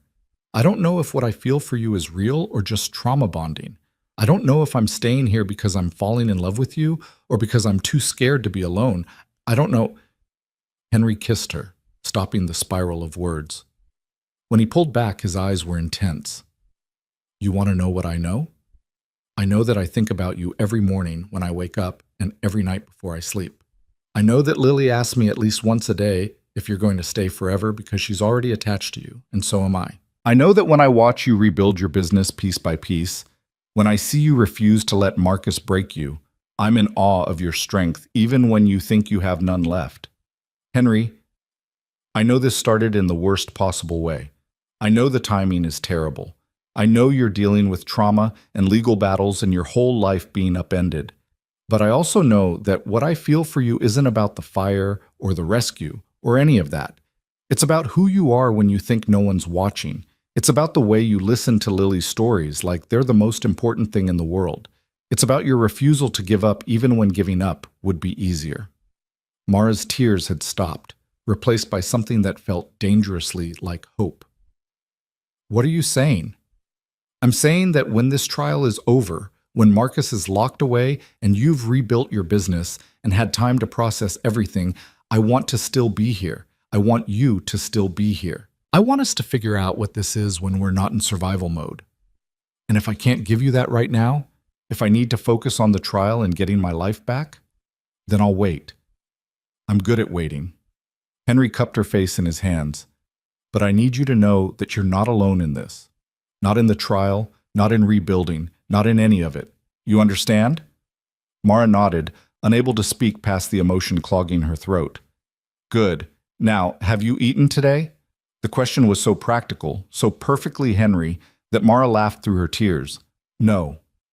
Then let's fix that. And then you're going to tell me about the phone call that made you cry, because those sounded like good tears at the end. Over dinner, Mara told Henry and Lily about Thomas Chen's offer. Lily was thrilled, immediately launching into ideas for what Mara could survey first once she had her new equipment.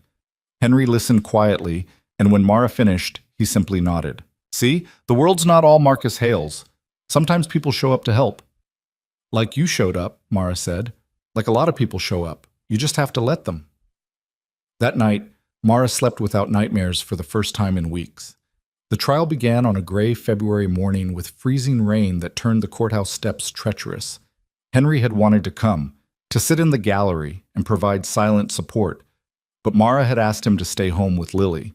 She needed to know they were safe, away from all of this, living their normal life while she did what had to be done. Marcus Hale looked smaller in person than he had in her nightmares. He sat at the defense table in an expensive suit with his team of lawyers. And when Mara entered the courtroom, he didn't even glance her way. She was that insignificant to him, even now. The prosecution's opening statement was methodical and damning, walking the jury through the evidence piece by piece, the trail camera footage, the accelerant purchase, the moved markers, the break-in at Mara's apartment. Walsh was brilliant, painting a picture of premeditation and malice that left no room for doubt. The defense's opening was exactly what they'd prepared Mara for. Marcus was a successful businessman who'd made a competitive but legal decision to start his own firm. Any suggestion of sabotage was the paranoid fantasy of a former partner who couldn't accept that she'd lost clients due to her own professional shortcomings. The fire was a tragic accident, and Marcus's presence on the mountain was purely coincidental. Mara sat in the witness waiting room and listened to the proceedings through a speaker, her hands clenched around the brass compass in her pocket. When they called her to testify, she walked to the stand with her head high and her limp barely noticeable. She'd practiced this, prepared for this, steeled herself for this moment. Walsh led her through her testimony with precision. Her training, her business relationship with Marcus, the pattern of sabotage, the events of that September day. Mara kept her voice steady, her answers clear, her emotions locked down. Then the defense attorney stood for cross-examination. He was a slick man in his 50s with silver hair and a smile that didn't reach his eyes.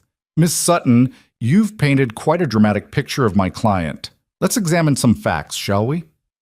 Of course. You claim Mr. Hale deliberately moved survey markers to sabotage your work. But isn't it true that you'd received complaints about inaccurate surveys before your partnership with Mr. Hale ended? I received one complaint that was later proven to be unfounded. The client had misread the initial survey documents. One complaint you're aware of. How many complaints might exist that you simply dismissed? Walsh objected. Speculation. Sustained. The defense attorney smiled. Let me rephrase. Ms. Sutton, have you ever made an error in a professional survey? Mara met his eyes. Yes, once, early in my career, I corrected it immediately and notified all affected parties. So you have a history of errors. I have a history of being human and learning from mistakes. Every surveyor does. Including Mr. Hale? Mr. Hale's errors were deliberate, not mistakes. You say that with such certainty. Tell me, Mrs. Sutton, when exactly did you and Mr. Vance begin your romantic relationship? The question landed like a slap. Walsh was on her feet immediately. Objection. Relevance? The judge looked skeptical. Counsel, where are you going with this? Your Honor, the prosecution's case relies heavily on evidence allegedly recovered by Mr. Vance, a volunteer search and rescue worker who now admits to a personal relationship with the witness. The timeline of this relationship is relevant to questions of bias and evidence handling. The judge considered. I'll allow it, but get to the point quickly. The defense attorney turned back to Mara. When did your relationship with Mr. Vance begin? Mara forced herself to breathe steadily. We met the day of the fire when he rescued me. Our relationship developed after that. How convenient. So the man who recovered your crucial evidence is also the man you're romantically involved with. Isn't it possible that Mr. Vance, eager to help someone he cared about, might have been less than scrupulous about the chain of custody for that evidence? No, Henry would never Henry, how familiar. Tell me, Ms. Sutton, did you and Henry discuss what should be in your field notes before he recovered them? No. Did you tell him what photographs you needed to support your sabotage claims? No. The photographs and notes were created before I ever met Henry, before the fire. But we only have your word for that, don't we? The metadata on digital files can be altered. Notes can be written after the fact and backdated. Mara's hands were shaking now. I didn't alter anything. Everything in that evidence is exactly as I recorded it on the mountain. Of course you'd say that. Just as you'd say Marcus Hale tried to murder you, despite the fact that he has no history of violence, has built a successful business, and had no reason to want you dead when he could simply outcompete you in the marketplace. He wanted me dead because I wouldn't disappear quietly, because I kept fighting for my business despite his sabotage, or because you needed a dramatic story to explain away your professional failures and the convenient affection of a local hero who could validate your claims. Walsh objected again, and the judge sustained it, but the damage was done. The defense had planted doubt about the evidence, about Henry's involvement, about Mara's motivations. When they finally released her from the stand after 2 hours of cross-examination, Mara felt hollowed out. She'd kept her composure, hadn't broken down, hadn't given them the emotional response they'd been fishing for. But she felt like she'd been flayed alive in front of a room full of strangers. Walsh caught her in the hallway during recess. You did great. Don't let him get in your head. He suggested Henry and I fabricated evidence. He suggested it because he has nothing else. The trail camera footage doesn't lie, Mara. The accelerant purchase doesn't lie. The jury saw through his implications. Did they? Trust the process. We've got this.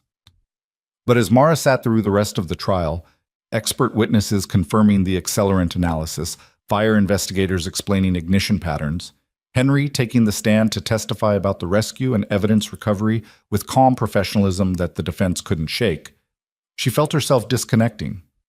She'd thought winning the trial would give her closure, would let her move forward. But sitting in that courtroom day after day, listening to her near-death experience dissected and questioned and turned into legal strategy, she realized that no verdict would erase what Marcus had done to her. The trial lasted 8 days. The jury deliberated for 6 hours. Guilty on all counts. When the verdict was read, Marcus Hale showed emotion for the first time, a flash of rage that he quickly suppressed. He was remanded into custody immediately, his bail revocation maintained. Sentencing was scheduled for 3 weeks later. Walsh hugged Mara in the hallway afterward. We did it. He's going away for a long time. Yeah, Mara said numbly. We did it. Sergeant Rodriguez shook her hand. Justice served, Ms. Sutton. You should be proud. Thank you. But as she walked out of the courthouse into the February afternoon, Mara felt nothing like pride. She felt exhausted. She felt empty. She felt like she'd won a battle but had no energy left for the war of rebuilding that still lay ahead. Henry was waiting at the bottom of the steps, having left Lily with Mrs. Chen so he could be there when the verdict came in. When he saw Mara's face, he didn't ask about the trial. He just opened his arms. Mara walked into his embrace and finally, let herself feel everything she'd been holding back. Relief, grief, rage, fear, love. "It's over," Henry murmured against her hair. "You did it. It's over." But even as he held her, even as she clung to him like he was the only solid thing in a world that wouldn't stop spinning, Mara knew it wasn't over. The trial was done. Marcus was convicted. Justice had been served. But the real test was just beginning. The test of whether she could actually rebuild from this, whether she could trust herself and her judgment again, whether what she felt for Henry was strong enough to survive outside the crucible of crisis. She didn't know the answers yet. She just knew that for now, on the courthouse steps in the freezing rain, Henry Vance was holding her like he'd held her on the mountain, firmly, completely, with absolute refusal to let go. And maybe, just maybe, that was enough to start from. The days after the verdict felt strange and unmoored, like waking from a fever dream to find the world had continued on without waiting. Mara went through the motions, answering congratulatory calls from Deputy Prosecutor Walsh, fielding interview requests from local news stations that she politely declined, coordinating with Thomas Chen to finalize the equipment purchase. But underneath the surface activity, she felt herself drifting. Henry noticed, of course. He always noticed. "You've been quiet since the trial ended," he said one evening after Lily had gone to bed. They were in the kitchen, Mara washing dishes, and Henry drying them in the comfortable domestic rhythm they'd developed over the months she'd been staying there. "I'm just tired." "Mara." She set down the plate she was washing and turned to face him. "I don't know what I'm supposed to feel. Everyone keeps saying I should be happy, relieved, celebrating that justice was served, but I just feel empty." Henry set down his dish towel. "You've been in survival mode for 6 months. Your body and mind are probably trying to figure out what comes next now that the immediate threat is gone." "What does come next?" "Whatever you want." "That's the problem. I don't know what I want anymore." Mara leaned against the counter. "Before Marcus, I knew exactly what I wanted: build my business, prove I could make it on my own. But now when I think about going back to Portland, about living alone in that apartment again..." She stopped, unable to articulate the hollow fear that opened up in her chest at the thought. Henry moved closer but didn't touch her, giving her space to work through it. "You don't have to go back to Portland. My business is there, my clients are there. Your business is wherever you take it, and you told me yourself that most of your work is in rural areas anyway, not the city." Mara looked at him carefully. "What are you saying?" "I'm saying you have options. You could stay here. Work from here. Build your business from a place that makes you feel safe, instead of returning to a place filled with bad memories." "Henry, I've already been here for months. I can't keep imposing." "It's not imposing if I'm asking you to stay." The words hung in the air between them, weighted with meaning that went far beyond logistics and housing arrangements. "You're asking me to stay," Mara repeated slowly. "Here, with you and Lily." "Yes." "For how long?" Henry met her eyes directly. "For as long as you want, a month, a year, forever. Whatever you're ready for." Mara's heart was pounding. "I don't know if I'm ready for forever." "Then start with tomorrow, and the day after that. And keep going until you figure out what you need." "What about what you need? What about Lily? I can't just move into your life indefinitely without knowing if this is real or if I'm just..." She gestured helplessly. "If I'm just hiding from having to rebuild on my own." "Are you hiding, or are you choosing something different than what you had before?" The question landed like a challenge. Mara turned back to the sink, staring at the soapy water. "I don't know the difference anymore." Henry's hand settled gently on her shoulder. "Then take some time to figure it out, but do it here, where you're safe and supported, not alone in Portland, where every corner reminds you of what Marcus took from you." Mara closed her eyes. "You make it sound so simple." "It is simple. You're the one making it complicated." "Because it is complicated. Because I..." She stopped, the words catching in her throat. "Because you what?" Mara turned to face him, and suddenly everything she'd been holding back came pouring out. "Because I love you, and that terrifies me. Because I love Lily, and that terrifies me even more. Because I don't know if these feelings are real or if they're just my broken brain clinging to the person who saved me. Because I don't want to wake up 6 months from now and realize I made a huge mistake that hurt you and your daughter because I was too scared to be alone. Henry's expression softened. Do you know what I see when I look at you? Someone who's a mess? I see someone who survived attempted murder and refused to let it break her. Someone who protected evidence while injured and in pain because she knew it mattered. Someone who's rebuilding her entire business from nothing with determination and grace. Someone who listens to my daughter's endless questions like they're important because to you, they are. He stepped closer. I see someone I fell in love with not because I saved her, but because of who she is when she thinks no one's watching. Mara's eyes filled with tears.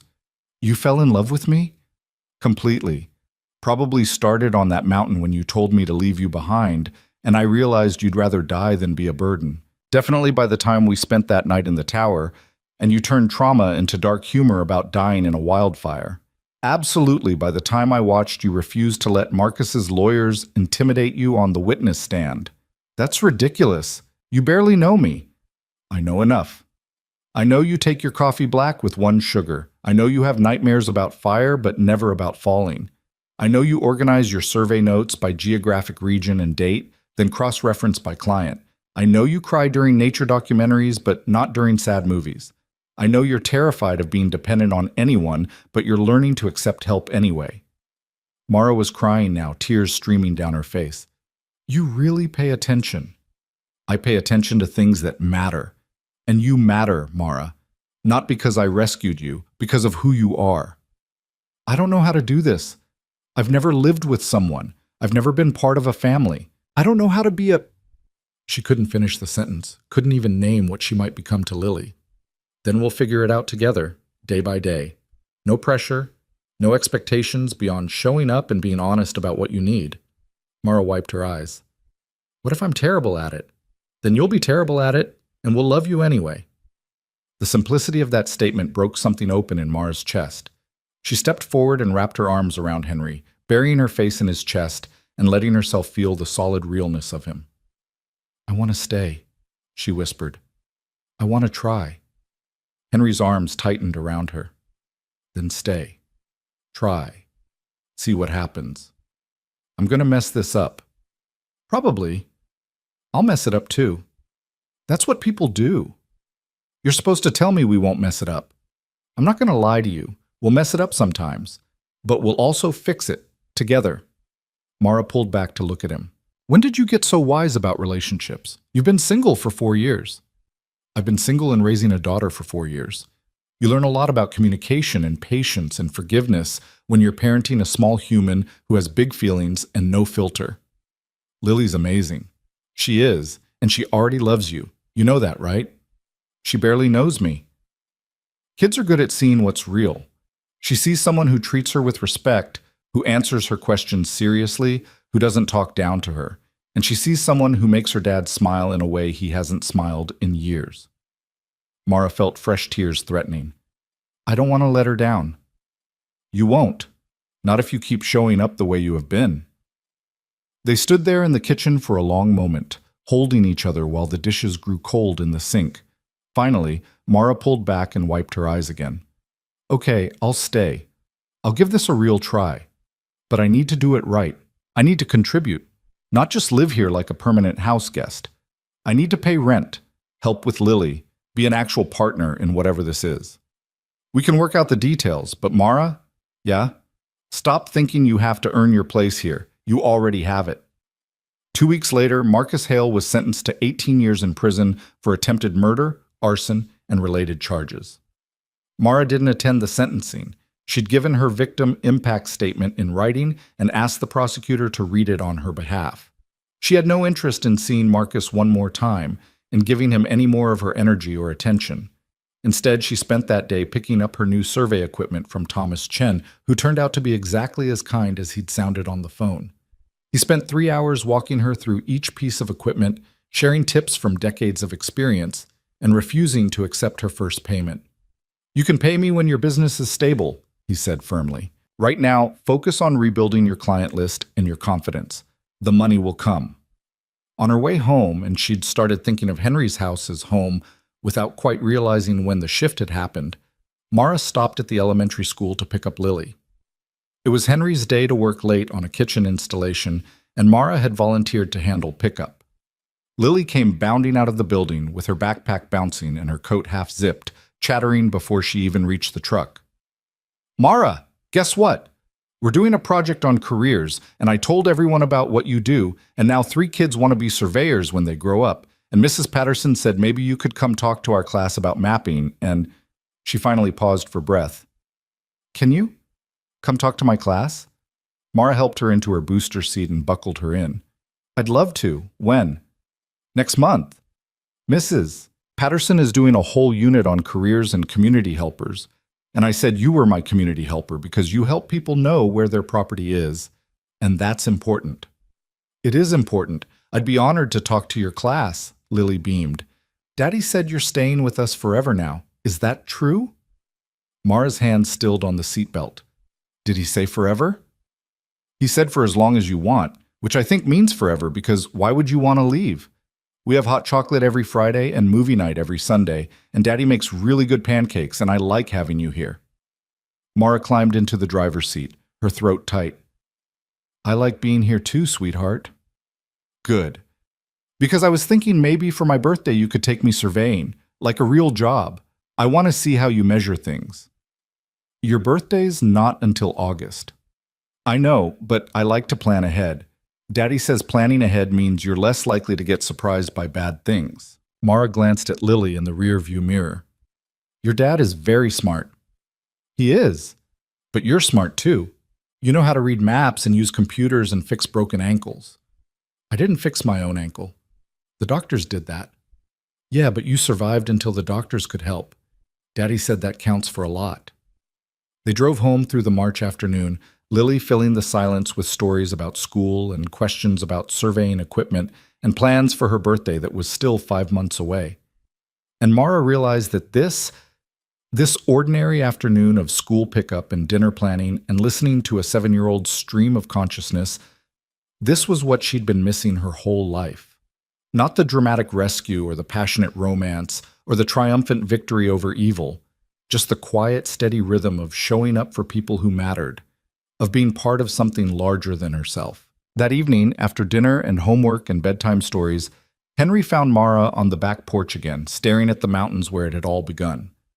"Penny for your thoughts," he said, handing her a mug of tea. "Lily asked me to speak to her class about surveying. She's very proud of you. She barely knows what I do. She knows you help people. She knows you're good at your job. That's enough for a 7-year-old. Henry leaned against the porch railing. "You okay?" "Yeah, I think I actually am." Mara pulled out the brass compass from her pocket. She carried it everywhere now, a talisman and a reminder. "I got a call this afternoon from a developer in Eastern Oregon. Residential project, 40 acres, full boundary survey and topographic mapping. It's a big contract." "That's great. Are you taking it?" I told them yes. It'll mean traveling for the field work, but I can do the computer modeling and final reports from here. Thomas helped me figure out a workflow that'll let me work remotely for most projects. Henry smiled. "So you're really doing this, rebuilding from here?" "I'm really doing this." Mara turned to face him. "And I need to ask you something." "Ask me anything." "When you asked me to stay, when you said you loved me, did you mean it? Or were you just trying to make me feel better after the trial?" Henry set down his mug and moved closer, taking her hands in his. "I meant every word. I love you, Mara Sutton. Not because I rescued you from a fire, not because you needed someone and I was there.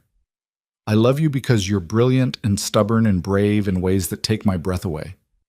I love you because you challenge me to be better. I love you because when I watch you with Lily, I see the kind of person I want in our lives permanently." "Permanently," Mara repeated. "That's a big word." "It's the right word. I'm not asking you to marry me tomorrow or make any promises you're not ready for. I'm just telling you that when I think about the future, you're in it, always." Mara felt something settle into place in her chest, a piece of herself that had been floating loose since the fire finally finding where it belonged. "I love you too. I wasn't sure if I did or if I could, but I do. And it's terrifying and exhilarating and nothing like I thought it would be." "What did you think it would be?" "I don't know. Simpler, maybe, less complicated, but everything about us is complicated." Everything worthwhile is complicated. Henry pulled her closer. The question is whether the complication is worth it. It is. You are. This is. Mara reached up to touch his face. I want to build something here. Not just my business, but a life with you and Lily. If you'll have me. If we'll have you? Mara, we already do. He kissed her then, soft and deep and full of promise, and Mara kissed him back with everything she had. Behind them, the mountains rose against the darkening sky, still scarred from last year's fire but already showing new growth in the burned-over places. They stayed on the porch, talking until late, making plans and sharing dreams and learning the shape of a future they'd stumbled into by accident but were choosing on purpose now. And when they finally went inside, Henry took her hand and led her to his bedroom instead of the guest room, a quiet acknowledgement that she wasn't a guest anymore. The spring passed in a blur of activity. Mara took the Eastern Oregon contract and 3 others, building her business back one survey at a time.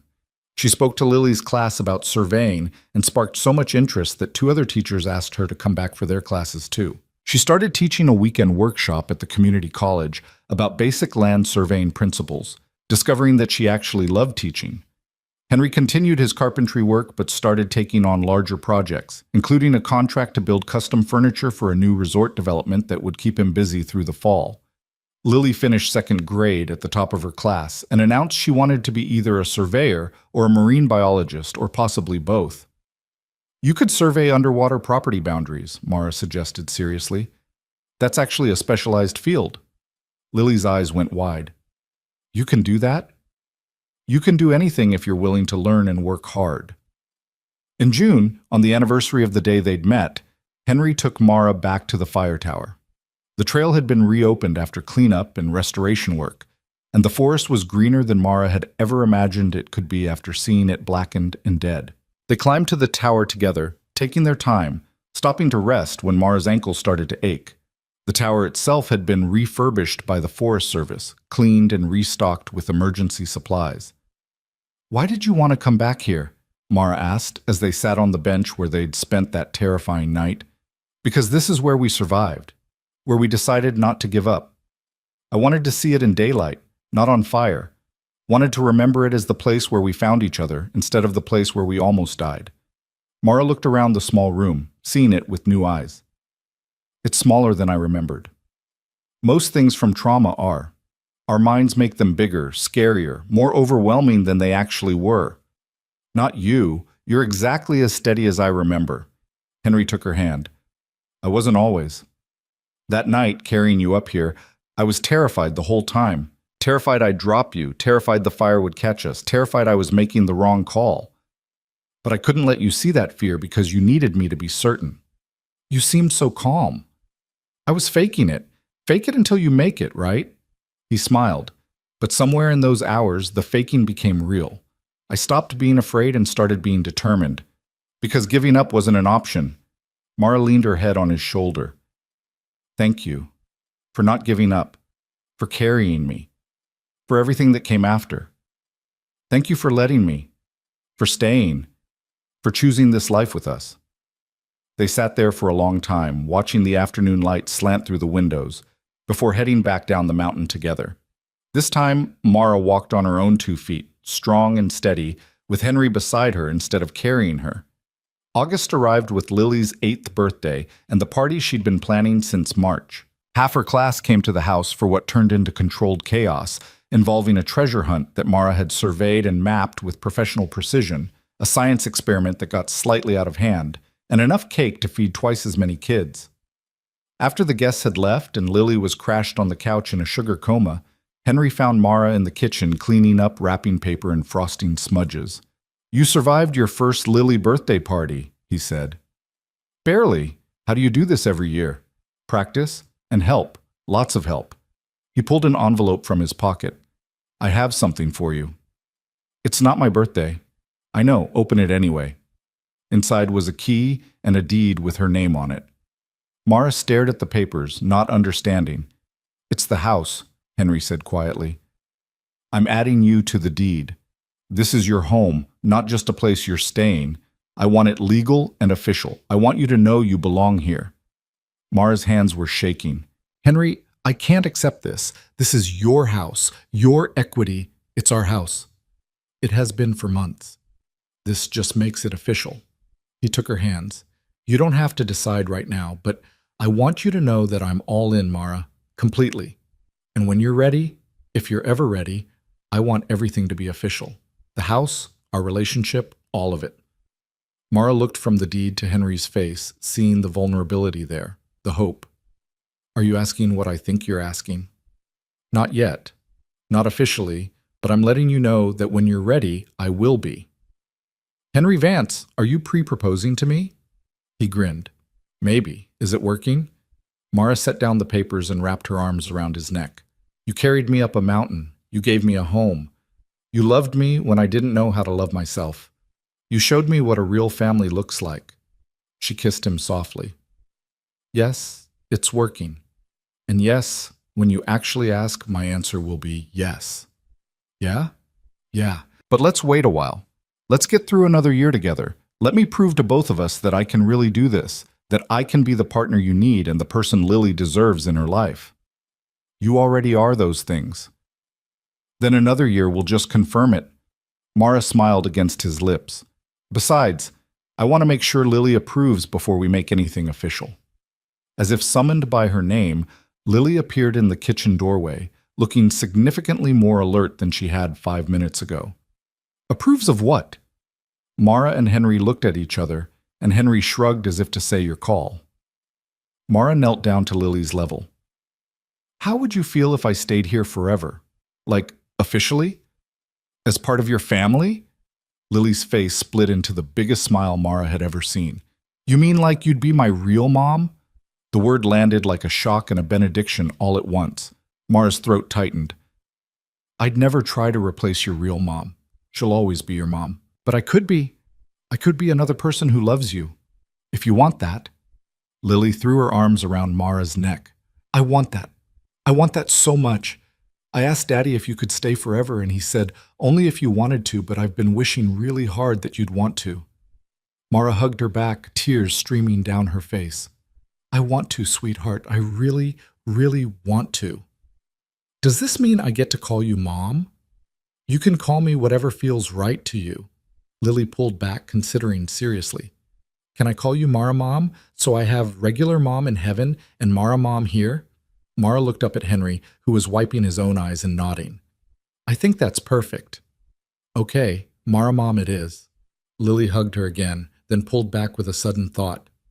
Wait, does this mean we can go surveying for my birthday? Because we didn't go today because of the party, but we could go tomorrow. Mara laughed through her tears. Yes, tomorrow we'll go surveying. Best birthday ever, Lily announced and ran back to the living room to tell her stuffed animals the news. Henry pulled Mara to her feet and into his arms.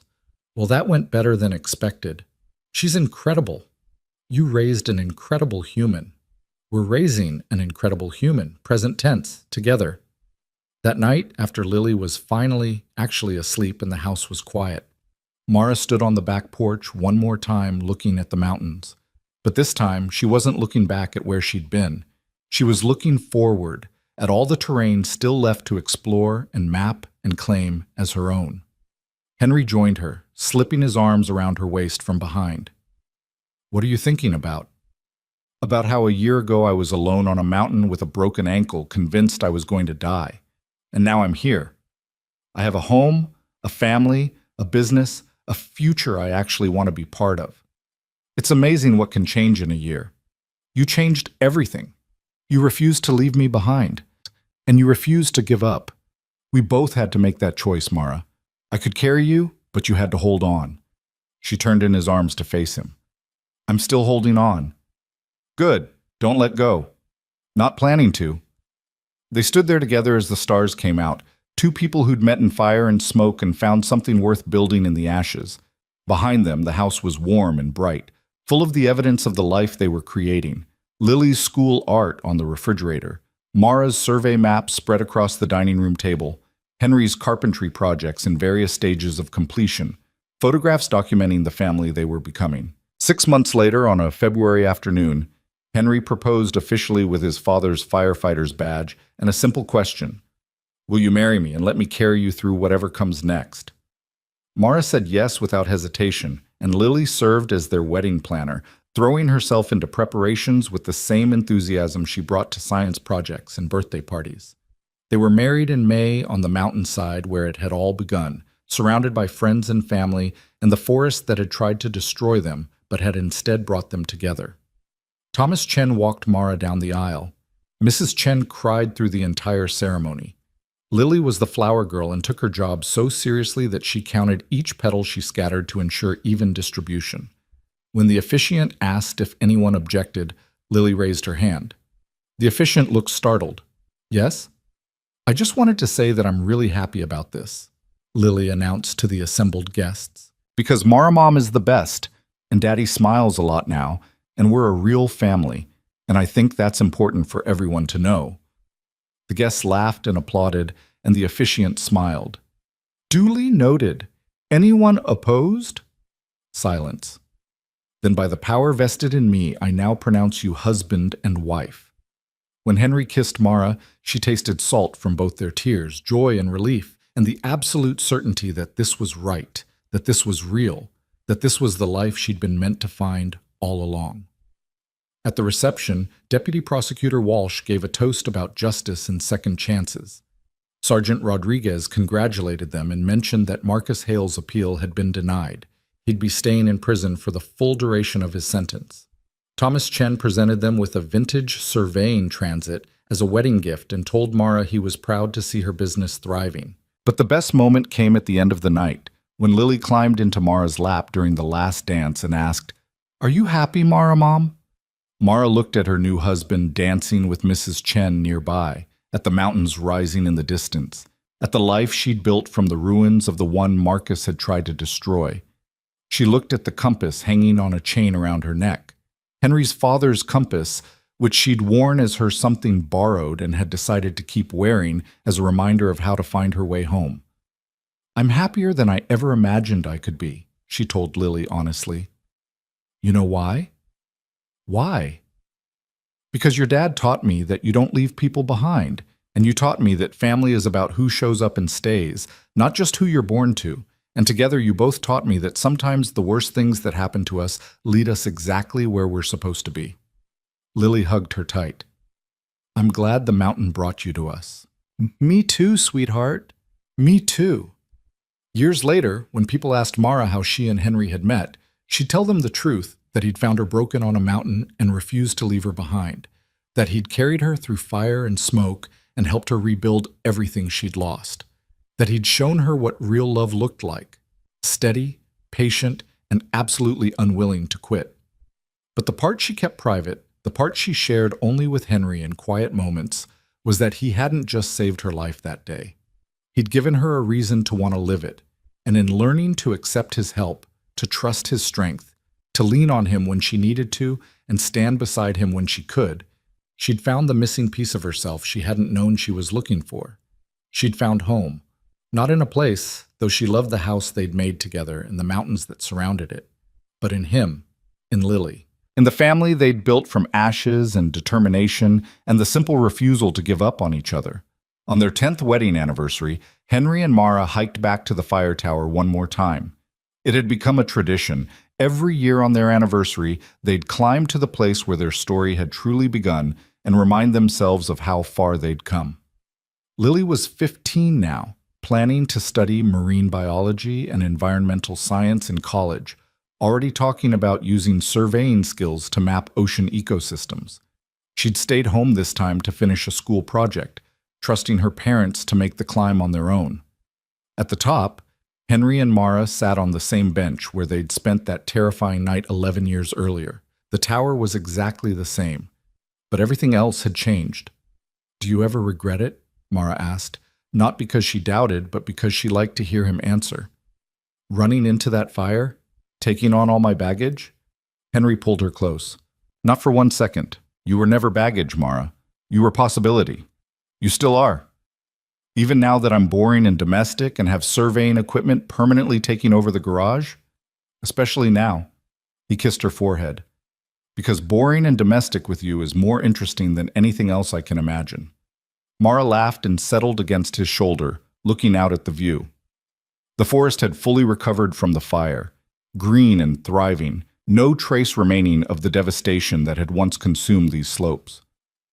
"I used to wonder," she said quietly, "if what we had was real, or just trauma bonding, if we'd stay together once the crisis was over. And? And I was an idiot for wondering. This is the most real thing I've ever had." "Good, because you're stuck with me now." Stuck implies I want to be anywhere else. "Do you?" Mara looked at him, at the gray starting to thread through his hair, at the lines around his eyes from years of smiling, at the steadiness in his gaze that had never wavered in all their years together. "Not for 1 second. I'm exactly where I choose to be." Henry stood and offered his hand. Ready to head home. Mara took his hand and let him pull her to her feet, but this time she didn't need him to carry her. She walked beside him, their hands linked, their steps matched, descending the mountain together. Because that was what they did. They showed up for each other. They carried each other when needed. They walked together when they could. And they never, ever left anyone behind. At the base of the trail, Mara paused and looked back one more time at the mountain that had tried to destroy her and had instead delivered her to the life she was meant to have. "Thank you," she whispered to the mountain, to fate, to whatever force had put her on those steps with a broken ankle exactly when Henry Vance was running toward the smoke. Henry squeezed her hand. "Ready?" Mara turned toward home, toward the house they'd built together, toward the daughter waiting for them, toward all the ordinary, extraordinary days still ahead. She touched the compass at her neck, feeling its familiar weight. "Ready," she said. "Let's go home." And hand in hand they walked toward the future they'd chosen, toward the family they'd built, toward the love that had survived fire and fear and every test that mattered. They'd started on a mountain in smoke and rain, two strangers bound by crisis. They'd become something unshakable. They'd become home.